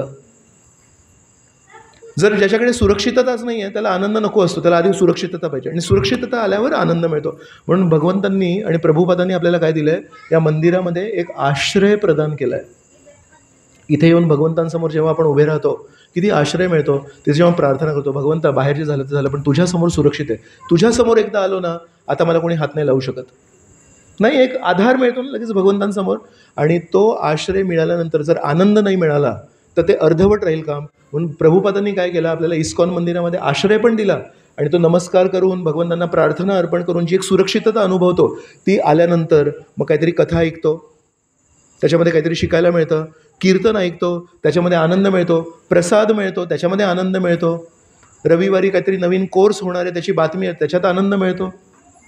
म्हणून बघा प्रभुपादांनी आपल्याला जे मंदिरं दिली आहेत, जी इस्कॉन संस्था दिली आहे, त्याच्यामध्ये आश्रय पण दिला आहे, त्याच्यामध्ये आनंद पण दिला आहे, त्याच्यामध्ये प्रशिक्षण पण दिलं आहे, त्याच्यामध्ये संस्कृती पण दिली आहे, त्याच्यामध्ये अमाप सेवा करण्याच्या संधी पण दिल्या आहेत. किती मोठं काम केलं आहे प्रभुपादांनी. आणि आपल्याला हे जर नीट कळत नसेल तर आपण या मंदिराला, या संस्थेला आपण चीपली घेऊ आपण, त्याची किंमत आपल्याला कळणार नाही. या सगळ्या गोष्टींचा जर आपल्याला वापर करायचा असेल, या सगळ्या गोष्टींचा जर फायदा घ्यायचा असेल तर काय करायला लागेल? थोडी आपली फोकस पाहिजे आपलं. श्रील प्रभुपाद एक गोष्ट सांगायचे. श्रील प्रभुपाद म्हणायचे, एकदा एक योगी होते, तपस्या करणारे, आणि खूप कठोर तपस्या करायचे. थंड पाण्यामध्ये जायचे आणि इथपर्यंत थंड पाण्यामध्ये 7 दिवस हा योगी राहतोय. अशक्य आहे. तर ही बातमी एका राजाला कळली. तर राजा जाऊन म्हणतो, तू जर माझ्या डोळ्यासमोर या थंडगार नदीत 7 दिवस राहिलास तर मी तुला खूप नाणे देईन सोन्याचे, खूप सारे पैसे देईन तुला. तो म्हणाला, नक्की राहतो. खरोखर प्रामाणिकपणे एका थंडगार नदीत इथपर्यंत पाणी होतं. दिसायला पाहिजे ना उभा आहे, खाली गेला तर माहिती नाही कुठे गेला. तर 6 दिवस थंडगार नदीमध्ये असा उभा होता कुडकुडत, पण त्याला त्याची शक्ती दाखवायची होती. आणि 6 दिवसानंतर खरोखर त्याच्यातून बाहेर आला आणि प्रामाणिकपणे राजासमोर गेला आणि म्हणाला, बघा राजा, 6 दिवस मी पाण्यात होतो थंडगार, आणि तुम्ही मला म्हणाले होते की तुम्ही मला अमाप पैसे द्याला तर द्या म्हणून. तर राजाला लक्षात आलं की अरे खरं ठरलं आहे, हे अशक्य गोष्टींनी शक्य करून दाखवली, त्याला पैसे द्यायला लागतील. तर कंजूस होता राजा. राजा म्हणतो, त्याला काय करायचं? म्हणजे शक्यच नाही. म्हणतो, अहो तुमच्या शिपाईंना विचारा ना, समोरच होतो मी, डोकं पण बाहेर ठेवलं होतं बघायला. मग शिपाई म्हणतात, हो नाही, तू कुठून तरी उष्णता किंवा ऊब प्राप्त करत होतास. म्हणतो, अहो त्या थंडगार पाण्यामध्ये कुठली ऊब आहे? मग बघतो मी. मग असा तो कुठेतरी दूर गेला. तिथे दूर कोणीतरी ना एका झोपडीमध्ये एक कंदील लावलं होतं आणि त्या कंदिलामध्ये एक ज्योत होती. तो म्हणतो, त्या कंदिलाच्या ज्योतीची ऊब तू प्राप्त करत होतास म्हणून तू हे केलंस. बेसिकली त्याला टाळायचं होतं. तर त्यांनी मंत्रीला बघितलं. मंत्री बिचारा बघत होता. मंत्र्याला लक्षात आलं, हा फसवतोय राजा आपला म्हणून. तर मंत्र्याला बघितलं. तर मंत्र्यांनी लक्षात ठेवलं, ठीक आहे. दुसऱ्या दिवशी सभा होती, तर काही निर्णय घ्यायचे होते महत्त्वाचे. तर राजा म्हणाला, त्या मंत्रीला बोलवा. तर मंत्रीला बोलवायला शिपाई गेले. मंत्रीने शिपाईला सांगितलं, राजांना सांग की थोडी खिचडी तयार करायला ठेवली आहे, खिचडी झाल्या मंत्री येईल. अर्धा तास झाला. अरे त्या मंत्र्याला बोलवून, आपल्याला महत्त्वाचे निर्णय घ्यायचे आहेत. परत मंत्र्यांनी सांगितलं, राजाला सांग थोडी खिचडी बनवायला ठेवली आहे आणि ती खिचडी झाली की लगेच मंत्री येईल. 3 तास झाले, 4 तास झाले, मंत्री कुठे? आजारी आहे का? बाहेर गेला आहे का? काय झालं? नाही, मंत्री सांगतायत की खिचडी लावली आहे शिजायला, ती झाली की लगेच येतील मंत्री. राजा म्हणत, कसली खिचडी शिजवतोय? माझ्या डोक्याची खिचडी झाली. तिथे गेला तर त्यांनी बघितलं, एक भांडं होतं असं इतक्या उंचीवर, आणि खाली एक मेणबत्ती लावली होती आणि त्या मेणबत्तीची ज्योत होती. म्हणतो, अरे काय करतोयस तू इथे? मी तुझी वाट बघतोय, तिथे महत्त्वाचे निर्णय घ्यायचे आहेत आणि तू इथे काय मेणबत्तीच्या अग्नीनी ज्योतीने इथे खिचडी शिजवतोयस? तो म्हणाला, नाही, मी विचार करत होतो, काल त्या योग्याला तुम्ही सांगितलं त्या झोपडीतल्या कंदिलाची ऊब तू स्वीकार करत होतास म्हणून तू त्या थंडगार पाण्यात राहू शकतो. मग मी विचार केला, मी पण त्या मेणबत्तीच्या उभेने ही खिचडी शिजवू शकतो. राजाला लक्षात आलं की माझ्याकडून चूक झाली. बरोबर. म्हणून जर आपल्याला खरोखर खिचडी शिजवायची असेल तर किती पाहिजे अग्नी? मेणबत्तीची अग्नी नाही पाहिजे, चांगला गॅस पाहिजे. आणि जर इतक्या सगळ्या लोकांचा जर प्रसाद बनवायचा असेल तर कसा गॅस पाहिजे? असा तो गॅस बाहेर यायला पाहिजे, तेव्हा ती खिचडी शिजणार. नाही तर ती खिचडी शिजणार नाही. आपल्या घरचा जो गॅस आहे तो इथे जर लावला 400 लोकांच्या प्रसादासाठी, झालं कल्याण तुमचं. 4 शीता शिजणार. बरोबर आहे. म्हणून भक्तीमध्ये आपल्याला धान्य, तूप, मसाले सगळे प्रभुपादांनी दिलेले आहेत. पण कधी कधी आपण या मंदिरात येऊन एका मेणबत्तीची ज्योत लावतो. लावले प्रभू, भक्ती करतोय मी, हरिनाम घेतोय. तुम्ही नेहमी म्हणत होता हरे कृष्ण बोलायला पाहिजे मी हरिनाम, पण आपला जो हरे कृष्ण महामंत्र आहे ना, तो त्या मेणबत्तीच्या ज्योतीसारखा असतो किंवा त्या कंदिलाच्या ज्योतीसारखा असतो. त्याने शिजणार का ती खिचडी? मग खरोखर प्रभुपादांनी आपल्याला सगळी अरेंजमेंट करून दिली आहे. तर त्या अरेंजमेंटमध्ये येऊन ना आपल्याला तो बर्नर जो आहे तसं वाढवायचं आहे. ॲक्च्युली त्याच्यातून गॅस यायला पाहिजे. ॲक्च्युली त्याच्यातून ना चांगली अग्नी जर आली, आपल्या भक्तीची खिचडी खूप छान शिजू शकते. श्रीकृष्ण भगवद्गीतेमध्ये म्हणतात, व्यवसायात्मिका बुद्धीर एकेह कुरुनंदन बहुशाखा ही अनंताश्च बुधयो अव्यवसायिनाम. तर पहिले 2 शब्द आहे व्यवसायात्मिका बुद्धीर. श्रीकृष्ण म्हणतात, हे अर्जुना, या आध्यात्मिक मार्गावर जो माणूस असतो तो नेहमी फोकस ठेवतो. आणि जे लोक फोकस नाही ठेवत त्यांचं काय होतं, ते म्हणतात बहुशाखा. बहुशाखा म्हणजे काय?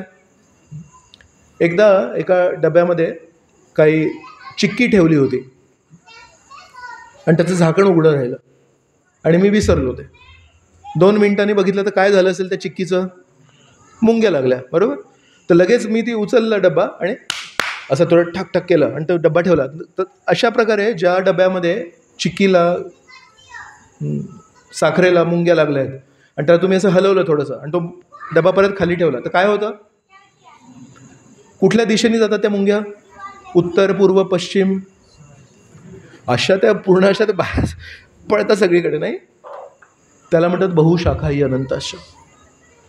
तर जेव्हा आपण भक्तीमध्ये त्या फोकसच नाही आहे काही, मग ते पण महत्त्वाचं आहे, सिनेमा बघणं पण महत्त्वाचं आहे, नाटक करणं पण महत्त्वाचं आहे, हे पण महत्त्वाचं आहे, त्याला म्हणतात बहुशाखा ही अनंत अशा. अशा प्रकारे आपलं काही होणार नाही. मग श्रीकृष्ण काय म्हणतात, आपल्याला फोकस करायला लागेल. मग जेव्हा आपण हरिनाम करतो ना, जेव्हा माळा करतो, तेव्हा ॲक्च्युली आपल्याला फोनला सायलेंट ठेवायला पाहिजे. आपण जेव्हा श्रवण करतो ना, तेव्हा आपण फोनला सायलेंट ठेवायला पाहिजे. जेव्हा आपण काही सेवा करतोय तेव्हा फोनला सायलेंट ठेवला पाहिजे. विचार करा, स्वयंपाक करता करता जर फोन आला आणि मग मीठ टाकलंय की नाही टाकलंय, तर महिलांना माहिती आहे हा जो प्रश्न आहे, मीठ टाकलंय तो दिसतच आहे, हळद टाकली तर कळतं पिवळं झालंय. बाकी सगळ्या गोष्टी, मोहरी, जिरं, सगळं काही दिसतं, मिरचीची पेस्ट, अद्रकची पेस्ट असते ती पण दिसते, एकच गोष्ट दिसत नाही, मीठ. आणि ते मीठ जर टाकलं असेल आणि जर मला लक्षात नसेल, फोन आला म्हणून, आणि दुप्पट टाकलं तर संपलं. म्हणून आपण जी आपल्या भक्तीची खिचडी शिजवतोय त्याच्यामध्ये लक्ष ठेवायला लागेल की मी मीठ टाकलंय की नाही टाकलंय, याच्यामध्ये मी योग्य मसाले टाकलेत की नाही टाकलेत. तर कमीत कमी गृहस्थ आश्रमामध्ये आपण एवढं तरी करू शकतो की सकाळी आपण ऑफिसला जाण्यापूर्वी निम्मे माळा तरी करून जायला पाहिजे. मी पूर्ण नाही म्हणत आहे. जर आपण निम्मे माळा पण नसेल करत आणि जर आपल्या अधिकांश माळा संध्याकाळी होत असतील तर आपल्याला समजायला पाहिजे आपल्या खिचडीच्या खाली मेणबत्तीची ज्योत आहे. शिजेल ते 10,500 वर्ष लागतील. खरी गोष्ट आहे की नाही? तर कमीत कमी एवढं तरी करायला पाहिजे की 8 माळा होईपर्यंत मी फोन ऑन नाही करणं. का माहिती आहे? कारण लोकांना माळा नाही आहेत. बाकीचे लोक जे तुम्हाला फोन करतात 6, 6:30, त्यांना काय फरक पडतोय? त्यांना चॅन्टिंग नाही करायचं आहे, त्यांची खिचडी पण नाही आहे, त्यांची मोमबत्ती पण नाही आहे, त्यांना कृष्ण पण नाही आहे, त्यांना सेवा पण नाही आहे, काहीच नाही आहे. तर ते तर तुम्हाला 6:30ला फोन करायला रेडी आहेत. जर चुकीने त्यांनी फोन केला आणि तुमचा फोनवर जर मेसेज आला ये नंबर स्विच ऑफ है, काय मोठं संकट येणार आहे त्यांच्या आयुष्यामध्ये, तुम्ही विचार करा. आपल्यामधून कोणाची अशी नोकरी आहे की प्रभूजी 6:30ला सगळ्यात महत्त्वाचा फोन कॉल येतो मला? आहे असं कोणी? इमर्जन्सी कोणी आहे? पण एक नकळतपणे आज जे वातावरण आहे ना, ते आहे उठल्या उठल्या आधी तोंड नाही धुवायचं, आधी तो फोन ऑन करायचा आणि त्याच्यामध्ये जर 30% बॅटरी असेल तर आधी त्याचं चार्जर शोधायचं, चार्ज करायचं. तर चार्ज करा, काही हरकत नाही, पण ऑन केलं तर चॅन्टिंगच्या वेळेस राहणार. आणि अजून एक गोष्ट सांगतो की खरोखर जर सकाळी उठून चांगल्या माळा करायच्या असतील तर रात्री झोपताना पण शेवटच्या क्षणापर्यंत जर फोन ऑन असेल ना, तर त्यांना ती जी गोष्ट मी सकाळची बोललो ती संध्याकाळी पण लागू होते की रात्री झोपणाऱ्या व्यक्तीला काही नाही आहे, माळा वगैरे काही नाही, ते लोक कृष्ण पुस्तक नाही वाचत रात्री झोपताना. तर ते 10:30ला 11ला पण फोन करून ज्या महत्त्वाच्या गोष्टीने ते चर्चा करतात आणि झोपताना आपल्या मनामध्ये नको ते विचार येऊन आपण झोपी जातो, आपले स्वप्न पण चुकीचे येतात आणि अशा प्रकारे त्या तणावग्रस्त विचारांना घेऊन जेव्हा आपण झोपतो आपली झोप नीट होत नाही, दुसऱ्या दिवशी सकाळच्या माळा चांगल्या होत नाही. जर शक्य असेल तर मी तुम्हाला एक उपाय देतो. सकाळी 8च्या आधी किंवा जर तुमच्या माळा लवकरच असेल अर्ध्या तर 7च्या आधी फोन नाही चालू करायचा. मी म्हणणार होतो 8 ते 8 फोन सुरू ठेवायचा आणि रात्री 8 ते सकाळी 8 फोन स्विच ऑफ ठेवायचा. तर 12 तास जगाला आणि 12 तास जगन्नाथाला. रात्री 8 ते सकाळी 8 आपण जगन्नाथांना प्राधान्य देऊ. तर जेव्हा जप करतो ते पण प्राधान्य आहे, पण मनाला शांत ठेवणे. एक श्लोक झोपायच्या आधी. तुमच्यातून किती लोकांना पलंगावर पडलं की झोप येते? अच्छा, भाग्यवान आहेत तुम्ही. नोंद करा कोण कोण आहेत, नंतर भेटा, त्यांच्याकडून गायडन्स घ्या. आपल्या डोळ्यासमोर इथे एकही हात नाही आला वर. तर साधारणपणे म्हणतात की नाही हो प्रभूजी, झोप कुठे येते. तर एक सिंपल गोष्ट, आपला बेड आहे त्याच्या बाजूला एक छोटंसं टेबल, स्टूल, काय जो काय असेल तिथे एक पुस्तक ठेवायचं. आणि झोप येत नसेल ना, एक श्लोक, एक पान, जरी रात्रीची वेळ ही योग्य वेळ नसेल तरी पण पडल्यावर ज्यांना ज्यांना झोप येत नाही आहे, आणि इथे फक्त 2च भाग्यवान लोक होते, पण बाकी सगळ्यांना जर झोप येत नसेल तर तिथे एक पुस्तक घ्यायचं, एक श्लोक वाचायचा किंवा एक पान वाचायचं आणि झोपी जायचं. रात्री झोपताना काय वाचलं तुम्ही? श्रीकृष्णांबद्दल वाचलं. स्वप्न काय येतील? आणि तशा प्रकारचे चांगले स्वप्न घेऊन जेव्हा चांगली झोप येईल, दुसऱ्या दिवशी सकाळी उठाल ना, प्रसन्न वाटेल. नाही तर कुठल्या तरी पिक्चरच्या गाण्यामध्ये काय अश्लील विचार असतील, पिक्चरमध्ये काहीतरी काय असेल, कादंबरी वाचतोय आपण कधी कधी, त्या कादंबरीमध्ये काय आहे? तेच 6 अनर्थ जे आपण सुरुवातीला चर्चा केली तेच आहेत त्याच्यामध्ये. नाही तर झोपायच्या 1 तास आधी कमीत कमी जर आपण मोबाईल स्विच ऑफ केला तर नको ते विचार आपल्या मनामध्ये येणार नाही, चुकीचे फोन कॉल येणार नाही.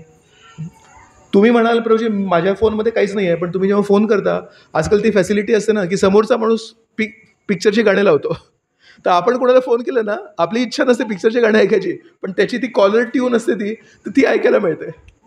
नाही, म्हणून झोपायच्या 1 तासाआधी जर आपण फोन बंद करू शकलो आणि झोपेतून उठल्यानंतर जर आपण एक तासानंतर फोन ऑन ठेवला, मी तुम्हाला सांगू शकतो तुमची ती मोमबत्तीची जी अग्नी आहे ती आपल्या जगन्नाथजींच्या राधाराणी किचनच्या बर्नरसारखी अशी सगळी अग्नी येईल आणि आपली खिचडी लवकर शिजेल. तर अशा प्रकारे आपल्याला थोडी अनन्यास चिंतयन्तो माम ये जनाः पर्युपासते तेषां नित्य अभियुक्तानां योगक्षेमं वहाम्य. श्रीकृष्ण म्हणतात अनन्यास चिंतयन्तो माम, जे फोकस्ड माझ्यावर मनन करतात ते म्हणतात त्यांच्यासाठी मी नेहमी उपलब्ध आहे. लहानपणी आम्ही काय करायचो माहिती आहे? सूर्यप्रकाश असतं तर आपल्या वर्तमानपत्राचा जो पातळ कागद असतो तो घ्यायचो, एक भिंग ठेवायचो आणि त्या भिंगेला असं ॲडजस्ट करायचो आणि जो सूर्यप्रकाश, नॉर्मल सूर्यप्रकाश आहे, तो सूर्यप्रकाश एका ठिकाणी त्याला फोकस करायचा आणि तो कागद जळायचा. किती लोकांनी केलं लहानपणी? ते आपल्याला करायचं आहे की भक्ती इथे सगळीकडे आहे. या जगन्नाथ बलदेव सुभद्रा मंदिराच्या कॅम्पसमध्ये भक्ती आहे, त्याला आपल्याला एका ठिकाणी आणायची आहे, फोकस करायची आहे त्याला. आणि ते जर फोकस केलं तर आपल्या जीवनामध्ये पण बदल घडेल, आपल्या मनामध्ये जे अनर्थ आहेत ते जळू शकतात. तर ह्या सगळ्या गोष्टी श्रील प्रभुपादांनी इस्कॉन मंदिरामध्ये आपल्याला उपलब्ध करून दिल्या आहेत. विचार केला आपण श्रील प्रभुपादांचे किती ऋणी आहोत. श्रीकृष्ण हा जो शब्द आहे, श्रीकृष्ण या शब्दाचा अर्थ आहे सर्व आकर्षयती इति कृष्ण. जे व्यक्ती सर्वांना आकर्षित करतात ते कृष्ण. आणि भक्ती हे काय माहिती आहे? भक्ती रसामृत सिंधूमध्ये सुरुवातीलाच भक्तीचे 6 गुण सांगितलेत. तर पहिलं आहे क्लेशाग्नी. क्लेशाग्नी म्हणजे आपल्या जीवनामध्ये जे क्लेश येतात ते जो भक्त बनतो ते नष्ट होतात. दुसरं आहे शुभदा, की आपल्या जीवनामध्ये शुभ वातावरण येतं. त्याच्यामध्ये 5वा गुण काय आहे माहिती आहे? कोणाला आठवतं आहे? कोणी केलं आहे? भक्ती शास्त्री. 5वा गुण आहे श्रीकृष्ण आकर्षिणी. श्रीकृष्ण आहे ते सर्वांना आकर्षित करतात, पण भक्ती काय आहे? ती श्रीकृष्णांना आकर्षित करते. म्हणून आपण सकाळी जेव्हा हे जयध्वनी प्रेयर्स आपण जेव्हा म्हणतो, जय ओम विष्णुपाद परमहंस, त्याच्यामध्ये येतं भक्ती देवी की जय. तर भक्ती देवी कोण आहे? एकच व्यक्ती आहे जे श्रीकृष्णांना आकर्षित करतं. श्रीकृष्ण जगाला आकर्षित करतात. श्रीकृष्णाचं नाव आहे मदन मोहन. मदन साधारण लोकांना आकर्षित करतात, तर श्रीकृष्ण मदनाला आकर्षित करतात म्हणून त्यांचं नाव आहे मदन मोहन. आणि मदन मोहनला आकर्षित करणारे कोण आहेत? राधाराणी. म्हणून भक्ती देवी कोण आहे? राधाराणी. तर भक्तीचा एक गुण आहे श्रीकृष्ण आकर्षिणी. म्हणून आपण जेव्हा तीव्रतेने भक्ती करू, आपण खरोखर आपला जर सेलफोन रात्री 8 वाजता बंद केला आणि सकाळी 8 वाजता सुरू केला, तीव्रतेने जर भक्ती केली, अनन्यास चिंतयन्तो माम श्रीकृष्ण आकर्षिणी, श्रीकृष्ण आपल्याप्रती आकर्षित होतील. जो आपला लढा आहे ना, प्रभूजी मी जप करतोय पण कधी कधी वाटतं फक्त हाताचे बोटं फिरतायत आणि ती माळ गोल गोल फिरते, पण श्रीकृष्णांचं स्मरण होत नाही आहे. तो लढा आहे ना आपला. का माहिती आहे? कारण आपण जेव्हा नाम घेतोय हरे कृष्ण, मनामध्ये विचार आहेत ना, तर श्रीकृष्ण म्हणतात हा मला नाही बोलवत आहे, हा त्याच्या विचारांमध्ये आहे. पण जेव्हा आपण 8 ते 8 जगन्नाथ आणि 8 ते 8 जग असे हे जे समीकरण करू, तेव्हा जेव्हा नाम करू ना, श्रीकृष्ण आपल्याकडे आकर्षित होतील. तर विचार करा, एका भक्ताने जर चांगलं चॅन्टिंग केलं तर त्या एका भक्ताच्या हृदयामध्ये श्रीकृष्ण आकर्षित होतात. बरोबर. वृंदावन काय जागा आहे? वृंदावन जागा ती जागा आहे जिथे सगळे भक्त, सगळे लोक आपापलं जीवन जगत आहेत श्रीकृष्णांसाठी. तर ते सगळे भक्त मिळून श्रीकृष्ण आकर्षिणी असं जीवन जगत आहेत. त्या भक्त समाजाप्रती श्रीकृष्ण कसे आकर्षित होतील? तिथे तुम्हाला श्रीकृष्णांचं अस्तित्व किती जाणवेल. एका भक्ताच्या हृदयामध्ये पण जाणवतं, पण जर एका सामूहिक स्तरावर आपण सगळेजण तीव्रतेने भक्ती करतोय, सगळेजण छान चॅन्टिंग करतोय, सगळेजण छान संकीर्तन करतोय, सगळेजण छान जप करतोय, सगळेजण छान सेवा करतोय, त्या मंदिरामध्ये येताच एक ना वेगळं जाणीव होते. तर कितीतरी भक्त मला म्हणतात की प्रभूजी बाहेर तर बरंच काही आहे, पण या कॅम्पसमध्ये या गेटला पार करून जेव्हा आतमध्ये येतो तेव्हा एक वेगळी फिलिंग येते. भगवंतांसमोर जेव्हा जातो तेव्हा एक अस्तित्व जाणवतं, नाही? तर म्हणून एक आहे वैयक्तिक साधना आणि दुसरी आहे सामूहिक साधना. तर श्री चैतन्य महाप्रभूंनी आपल्याला वैयक्तिक साधना दिली आहे की सामूहिक साधना दिली आहे? आपल्याला सामूहिक साधना दिली. का माहिती आहे? कारण आपल्याला माहिती आहे कलियुगामध्ये आपल्याला आध्यात्मिक मार्गावर बळ नाही आहे. आपण दुर्बळ आहोत. आपण मजा मस्ती करण्यासाठी खूप आपली बुद्धी चालते, पण एकत्र येऊन सामूहिक साधना करण्यासाठी आपली बुद्धी नाही झाली. म्हणून श्री चैतन्य महाप्रभूंनी ऑलरेडी आपल्याला तो इक्वेशन सॉल्व्ह केलं. म्हणाले कमीत कमी आठवड्यातून एकदा तरी एकत्र यायला पाहिजे आणि एकत्र मिळून हरिनाम संकीर्तन करायला पाहिजे, एकत्र सेवा करायला पाहिजे, एकत्र प्रवचन ऐकायला पाहिजे. एकत्र एकत्र एकत्र. का श्री चैतन्य महाप्रभूंनी नाम जपावर भर नाही दिला? का श्री चैतन्य महाप्रभूंनी नाम संकीर्तनावर भर दिला? कारण त्यांना माहिती आहे एकटे एकटे एकटे आपण दुर्बळ आहोत, पण हे छोटे छोटे कड्या म्हणतात ना, साखळीच्या कड्या असतात, साखळीचे छोटे छोटे भाग असतात, ते एकमेकांमध्ये जेव्हा लॉक होतात तेव्हा ती जशी लांब साखळी बनते, ती साखळीमध्ये खूप ताकद असते आणि जेवढी लांब साखळी ती तेवढ्या लांबच्या व्यक्तीला खेचू शकते. बरोबर. तर आपण सगळे एकटे एकटे दुर्बळ आहोत, पण आपण जेव्हा एकत्र येतो, एकमेकांचे हात धरतो, तेव्हा ती एक साखळी बनते. आणि ती किती मोठी साखळी बनेल? खूप लांब साखळी बनेल. आणि ती खूप लांब साखळी श्रीकृष्ण जे खूप दूर आहेत त्यांना पण खेचू शकते. श्रीकृष्ण आकर्षिणी.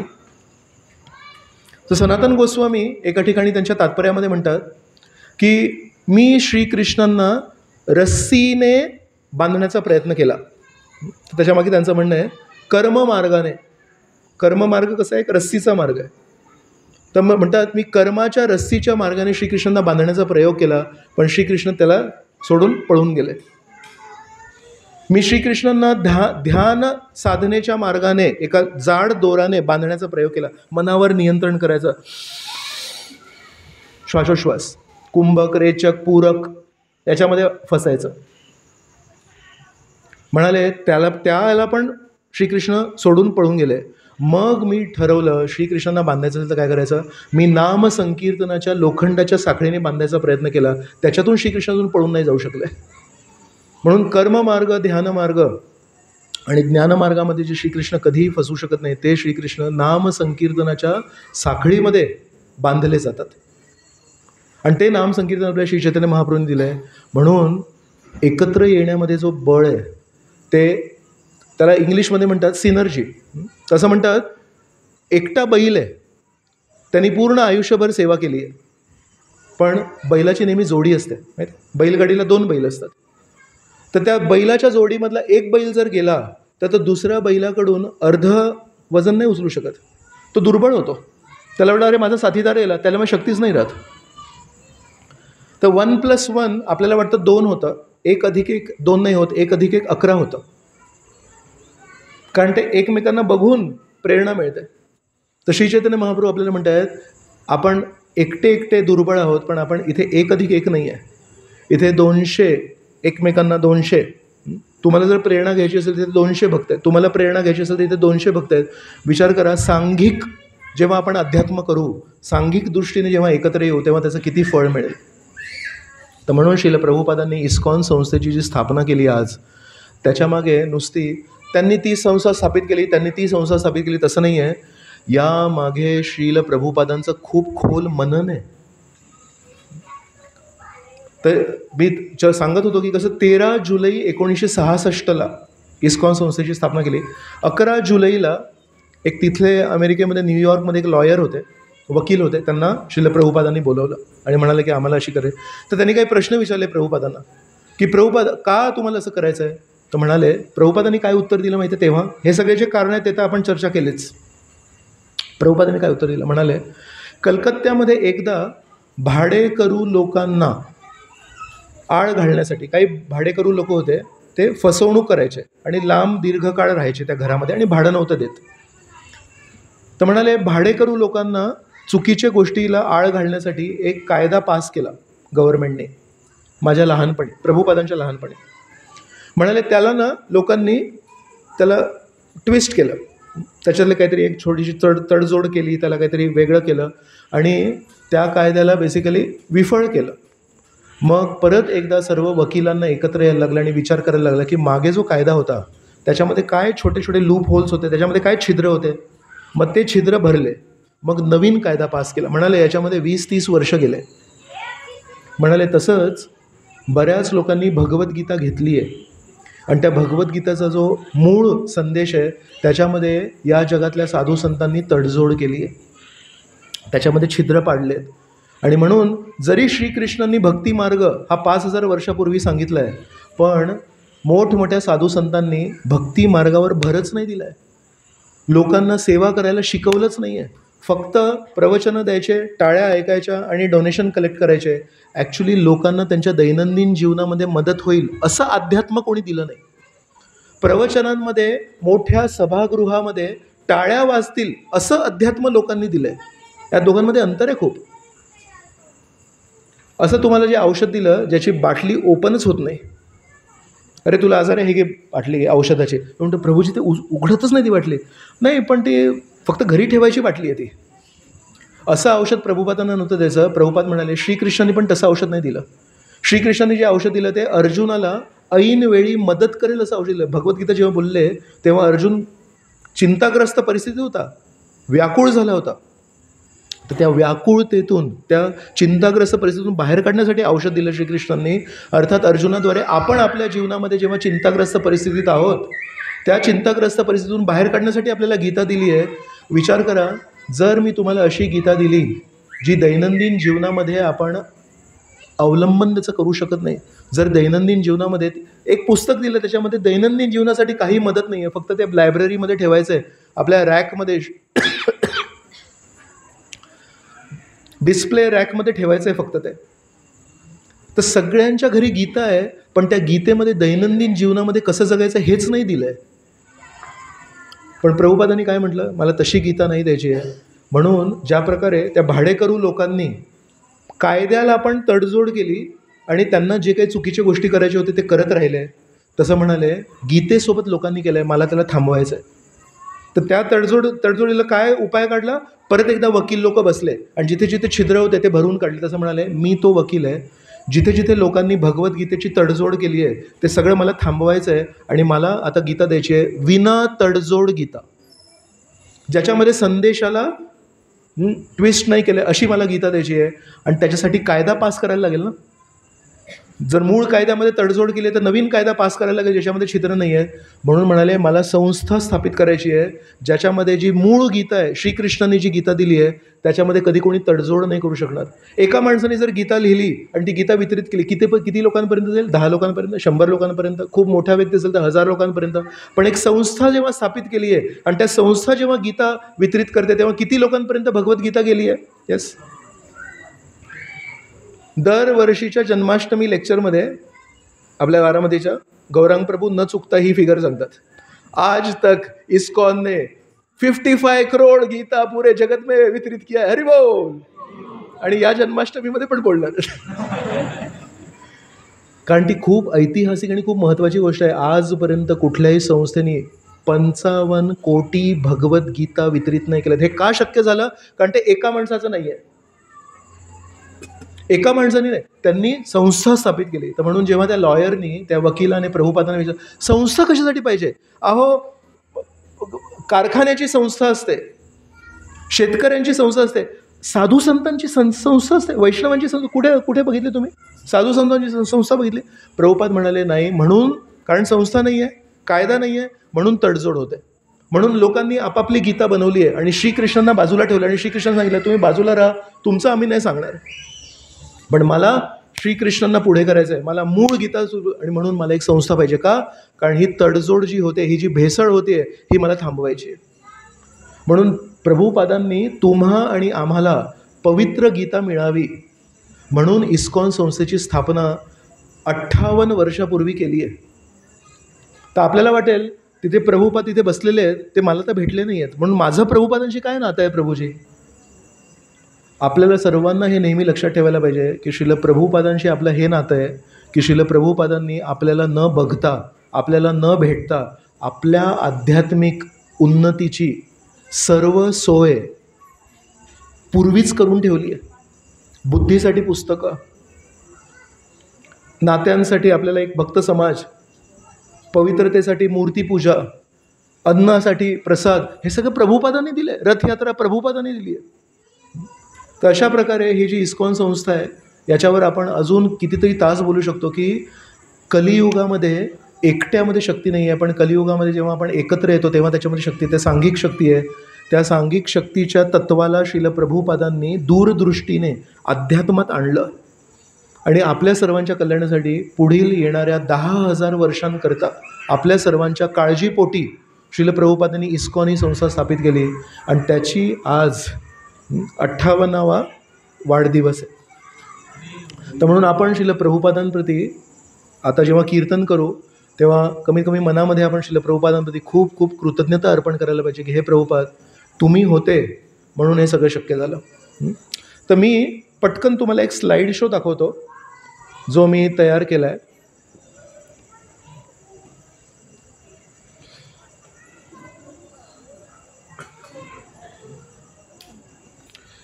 तर इस्कॉनचे 7 उद्देश आहेत.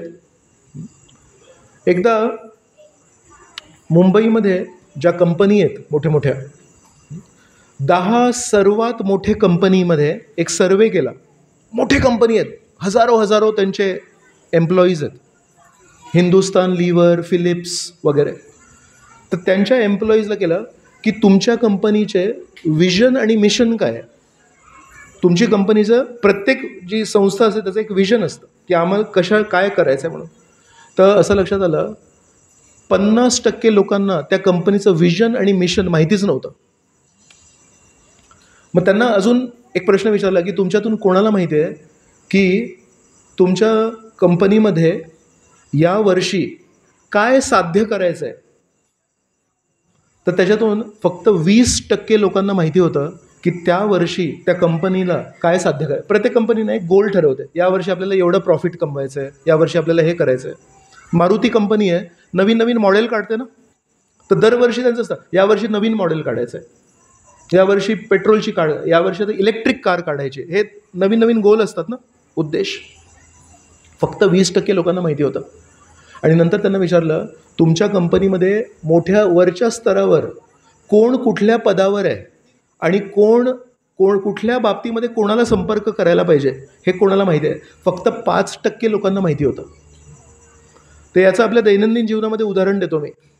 एक फुटबॉलची मॅच चालू आहे. किती लोक असतात त्या फुटबॉल मॅचमध्ये त्या ग्राउंडवर? 22 लोक आहेत. 22 मधून फक्त 11 लोकांनाच माहिती आहे की आपण फुटबॉल खेळतोय. त्याच्यातून फक्त 4च लोकांना माहिती आहे की आपला गोल कुठे आहे, म्हणजे कुठे आपण बॉल न्यायचा आहे. आणि त्याच्यातून फक्त 2च लोकांना माहिती आहे की हा माणूस माझा आहे की हा माणूस दुसऱ्या टीमचा आहे. अशा परिस्थितीमध्ये किती गोल होतील त्या फुटबॉलच्या मॅचमध्ये. तशाच प्रकारे कधीकधी आपण ज्या कंपनीत काम करतो आपल्याला माहिती नाही की ही कंपनी स्थापित कशासाठी केली, या कंपनीचं यावर्षी उद्देश काय आहे. जर ते उद्देश माहिती असेल तर आपण त्याच्याशी एकजीव नाही होणार, आपली विचारधारा त्याच्यामध्ये मिक्स नाही होणार. म्हणून इस्कॉनचे काय उद्देश आहेत कमीत कमी आज एक दिवशी तरी आपल्याला याच्यावर मनन केलं पाहिजे. तर हे इस्कॉनचे उद्देश आहेत. हे प्रभुपादांनी आज 58 वर्षाआधी स्थापित केले. तर पहिला उद्देश आहे, इंग्रजीमध्ये पण आणि नंतर पुढच्या स्लाईडमध्ये मराठीमध्ये पण लिहिला आहे. वाचणार तुम्ही प्रभूजी? तेव्हापर्यंत मी थोडं पाणी पितो. The systematically propagate spiritual knowledge to society at large and educate all people in the techniques of spiritual life in order to check the imbalance of value in life and to achieve real unity and peace in the world. तर हे प्रभुपादांचे मूळ शब्द आहेत, त्याला महत्त्व आहे, त्याला वजन आहे, म्हणून ते टाकलं आहे. आता मराठीमध्ये वाचणार कोणतरी माताजी वाचतील मराठीत? जीवनातील मूल्यांचे संतुलन रोखण्यासाठी आणि जगात वास्तविक एकता आणि शांतता प्राप्त करण्यासाठी समाजात आध्यात्मिक ज्ञानाचा पद्धतशीरपणे प्रचार करणे आणि सर्व लोकांना आध्यात्मिक जीवनाच्या पद्धतीत प्रशिक्षित करणे. सो वास्तविक एकता आणि वास्तविक शांतता आणायची असेल या जगामध्ये, हा पहिला उद्देश आहे इस्कॉन संस्थेचा. दुसरं वाचणार? To propagate the consciousness of Krishna, God, as it is revealed in the great scriptures of India, Bhagavad Gita and Srimad Bhagavatam. वाचणार कोणीतरी माताजी? भारतातील महान धर्मग्रंथ भगवद्गीता आणि श्रीमद भागवतम यामध्ये प्रकट केल्याप्रमाणे श्रीकृष्ण भगवान यांच्या भावनेचा प्रसार करणे. तर आपल्याला श्रीकृष्णांच्या भावनेचा प्रसार करायचा आहे की श्रीकृष्णांशी आपण कशावर आधारित? भगवद्गीतेमध्ये जे लिहिलं आहे, भागवतामध्ये जे लिहिलं आहे. तिसरा मी टाकतो, ऑफिशियल ग्रुपवर टाकीन. आता सध्या जे चाललं आहे त्याच्यावर आपण लक्ष देऊया. वाचणार कोणीतरी? वाचा. तिसरा वाचणं. To bring the members of the society together with each other and nearer to Krishna, the prime entity, thus developing the idea within the members and humanity at large, that each soul is part and parcel of the quality of God Krishna. मराठीमध्ये वाचणार कोणीतरी माताजी?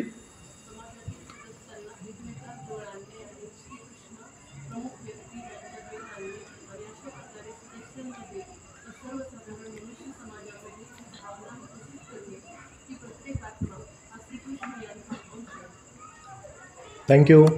Yes. To teach and encourage the Sankirtana movement, congregational chanting of the holy name of God, as revealed in the teachings of Lord Sri Chaitanya Mahaprabhu. Yes. कोणी वाचणार? भगवान श्री चैतन्य महाप्रभूंच्या शिकवणीनुसार भगवंतांचे पवित्र नामाचे सामूहिक नामसंकीर्तन शिकवणे आणि याकरिता प्रोत्साहन देणे. हा आपला एक उद्देश आहे. 7 उद्देशांमधून एक आहे की नाम संकीर्तन करायला पाहिजे आपण. तर म्हणून प्रवचन जितकं महत्त्वाचं आहे, प्रसाद जितका महत्त्वाचा आहे, कदाचित त्याच्यापेक्षा जास्ती महत्त्वाचं आहे नाम संकीर्तन. Yes. Direct for the members and for society at a large holy place of transcendental pastimes, dedicated to the personality of Krishna. Yes. कोणी वाचणार? संस्थेच्या सभासदांसाठी आणि सर्वसामान्य समाजासाठी श्रीकृष्ण यांना समर्पित दिव्य पवित्र स्थान उभारणे. म्हणजे मंदिरं उभारणे किंवा अशा प्रकारे लोकांना श्रीकृष्णांची आठवण व्हावी यासाठी काहीतरी तयार करणे. गोवर्धन इको विलेज पण असू शकतं, तिथे यमुना नदी आहे, गोवर्धन पर्वत आहे. पण काय करायचं आहे, त्या ठिकाणी आल्यावर लोकांना श्रीकृष्णांचं स्मरण व्हायला पाहिजे. 6वा. येस. कोण असं? Nadia निमे. To bring the members closer together for the purpose of teaching a simpler, more natural way of life. Yes. एक साधी नैसर्गिक जीवनशैली शिकवण्याच्या उद्देशाने सदस्यांना एकमेकाजवळ आणणे. तर एक साधी जीवनशैली पण शिकायची आपल्याला. आणि 7वा. येस. कोण वाचणार? With a view towards achieving the aforementioned अफोरमेन्शन म्हणजे याच्या आधी जे सांगितले ते. purposes, to publish and distribute periodicals, magazines, books and other writings. तर जे 6 उद्देश होते ते महत्त्वाचे आहेत. आणि हा 7वा महत्त्वाचा नाही आहे का? कारण याच्यामध्ये उद्देश नाही, याच्यामध्ये काय लिहिलं आहे, वरचे 6 उद्देश जे लिहिले होते त्यांना प्राप्त करण्यासाठी पुस्तकांचं वितरण, मासिकांचं वितरण करणे आणि अदर रायटिंग्स म्हणजे काय माहिती आहे, वेबसाईट. हां, वेबसाईट बनवणे ज्याच्याने आपण प्रचार, नवीन काळामध्ये ट्विटर, फेसबुक आहे, त्याचा वापर करणे, ते पण एक अदर रायटिंग्स आहे. मराठीमध्ये कोण वाचणार?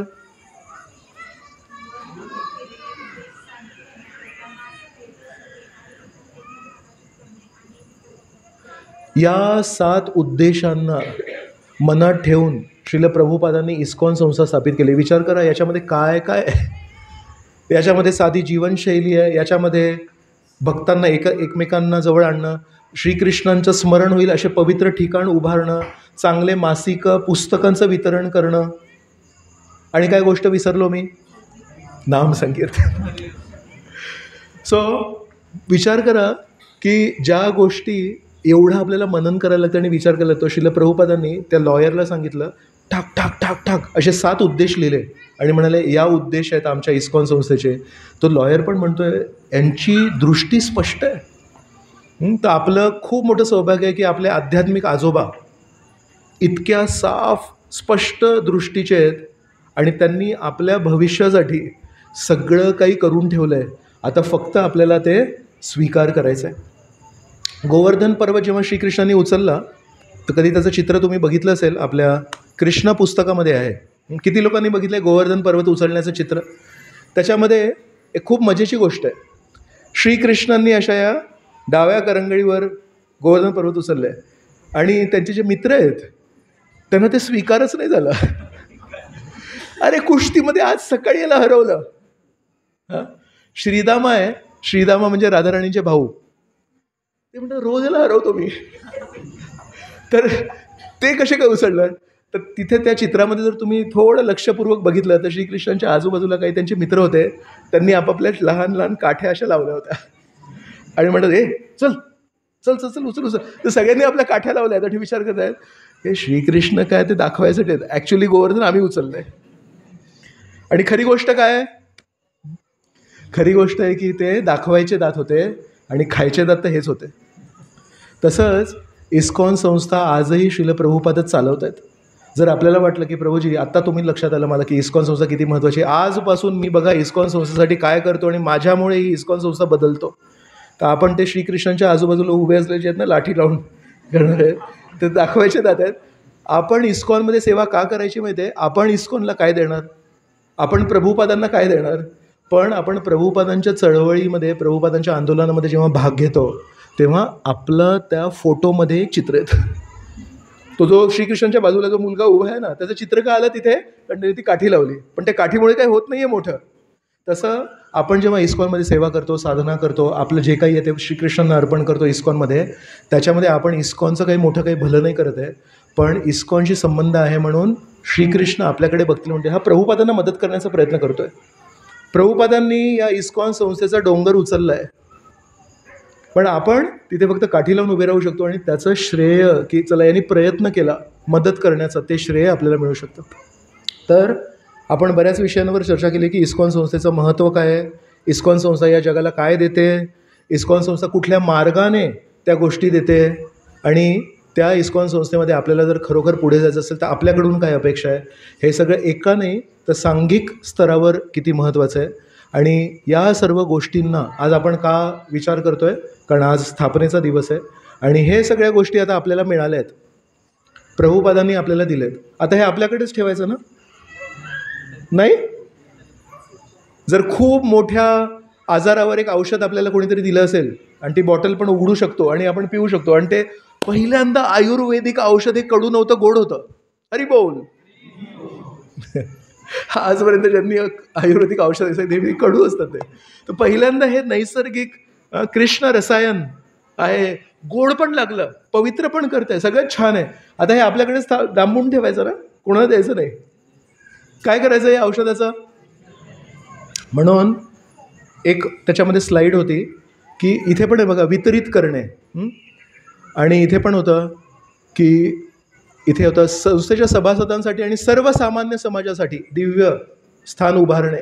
इथे होतं सगळ्यांसाठी, साधारण मनुष्य समाजासाठी. तर म्हणून आपलं एक कर्तव्य हे पण आहे की आपल्याला जे मिळालं आहे ते सगळ्यांपर्यंत द्यायचं आहे.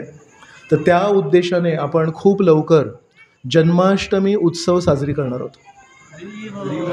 तर जन्माष्टमी उत्सव आहे एका संकुचित दृष्टीने श्रीकृष्णांचा वाढदिवस आहे प्रभूजी. आपल्याला जर कोणी विचारलं हे काय जन्माष्टमी करताय तुम्ही, तर आपण म्हणू अरे तुझा वाढदिवस असतो, माझ्या भावाचा वाढदिवस आहे, तसं श्रीकृष्णांचा वाढदिवस साजरी करतोय. ती फक्त एक छोटीशी गोष्ट आहे त्याच्यामध्ये. ॲक्च्युली जन्माष्टमीचा जो उत्सव आपण साजरी करतो तो श्रीकृष्णाचा वाढदिवस आहेच खरा, पण श्रीकृष्णाच्या वाढदिवसापेक्षा खूप मोठी एक संधी आहे जेव्हा आपल्याला श्री चैतन्य महाप्रभूंनी आणि त्यांच्या प्रतिनिधींनी जे औषध आपल्यापर्यंत पोच केलं आहे ते आपल्याला सगळ्यांना वाटप करायचं आहे, ते सगळ्यांना जाऊन द्यायचं आहे. अरे गोड औषध आहे, घ्या तर खरं, हे गोड नाम आहे, घ्या तर खरं. आणि एकटे नका घेऊ, एकटे घेण्यासाठी खूप संघर्ष येतात. शनिवारच्या कार्यक्रमाला आहे ते सगळेजण घेताना जेव्हा दिसतात तेव्हा खूप प्रेरणा मिळते. अरे हा पण घेतोय, हा तर तरुण आहे, हा तर VP कॉलेजचा मुलगा आहे, हा पण घेतोय आणि हा पण घेतोय आणि हे पण घेतात, सगळेजण घेतात, मीच एकटं उरलो वाटतं, मी पण घेतो. तर प्रेरणा मिळण्यासाठी एक स्थान पण दिलं आहे. तर म्हणून जन्माष्टमी उत्सवासाठी आपण सगळ्यांनी एकमेकांचे हात धरून खूप प्रेमाने आणि खूप उत्साहाने घरोघरी जाऊन या जन्माष्टमी उत्सवाला आपल्याला आमंत्रित करायचं आहे, जेणेकरून हे सगळे नवीन लोक जे आजपर्यंत कनेक्टेड नव्हते, चिराग गार्डनमध्ये जे लोक होते ते आता चौपट झालेत. तसं आता मुक्ताई लॉन्समध्ये जे लोक येत आहेत ते कदाचित एका वेळी असा येईल जेव्हा आपल्याला एक ओपन एक ग्राउंड, एक स्टेडियम वगैरे काहीतरी घ्यायला लागेल. आता मुक्ताईमध्ये जे लोक आहेत त्याच्या चौपट लोकांसाठी आपल्याला एक स्टेडियम बुक करायचं आहे. कुठे आहे का स्टेडियम इथे जवळपास? आहे, चला तो स्टेडियम बुक करायचा आहे. तर त्यासाठी कोण कोण प्रयत्न करणार आहे? तर खूप खूप धन्यवाद. आपण जेव्हा नामसंकीर्तन करू तेव्हा प्रभुपादांना स्मरून त्यांना कृतज्ञता अर्पण करू आणि त्या कृतज्ञतेची पूर्णता कधी येईल? जेव्हा आपल्याला जे मिळालं आहे ते आपल्याला इतरांपर्यंत पोहोच करायचं आहे. तर खूप खूप धन्यवाद. मी इथे विराम देतो आणि काही अनाऊन्समेंट्स आहेत आणि अनाऊन्समेंटनंतर नामसंकीर्तन आहे. नामसंकीर्तन तर सर्वांसाठी महाप्रसाद आहे. कृपया या सर्व गोष्टींमध्ये सहभागी होऊन स्वतःच्या जीवनाला पूर्णत्व अर्पण करा. हरे कृष्ण.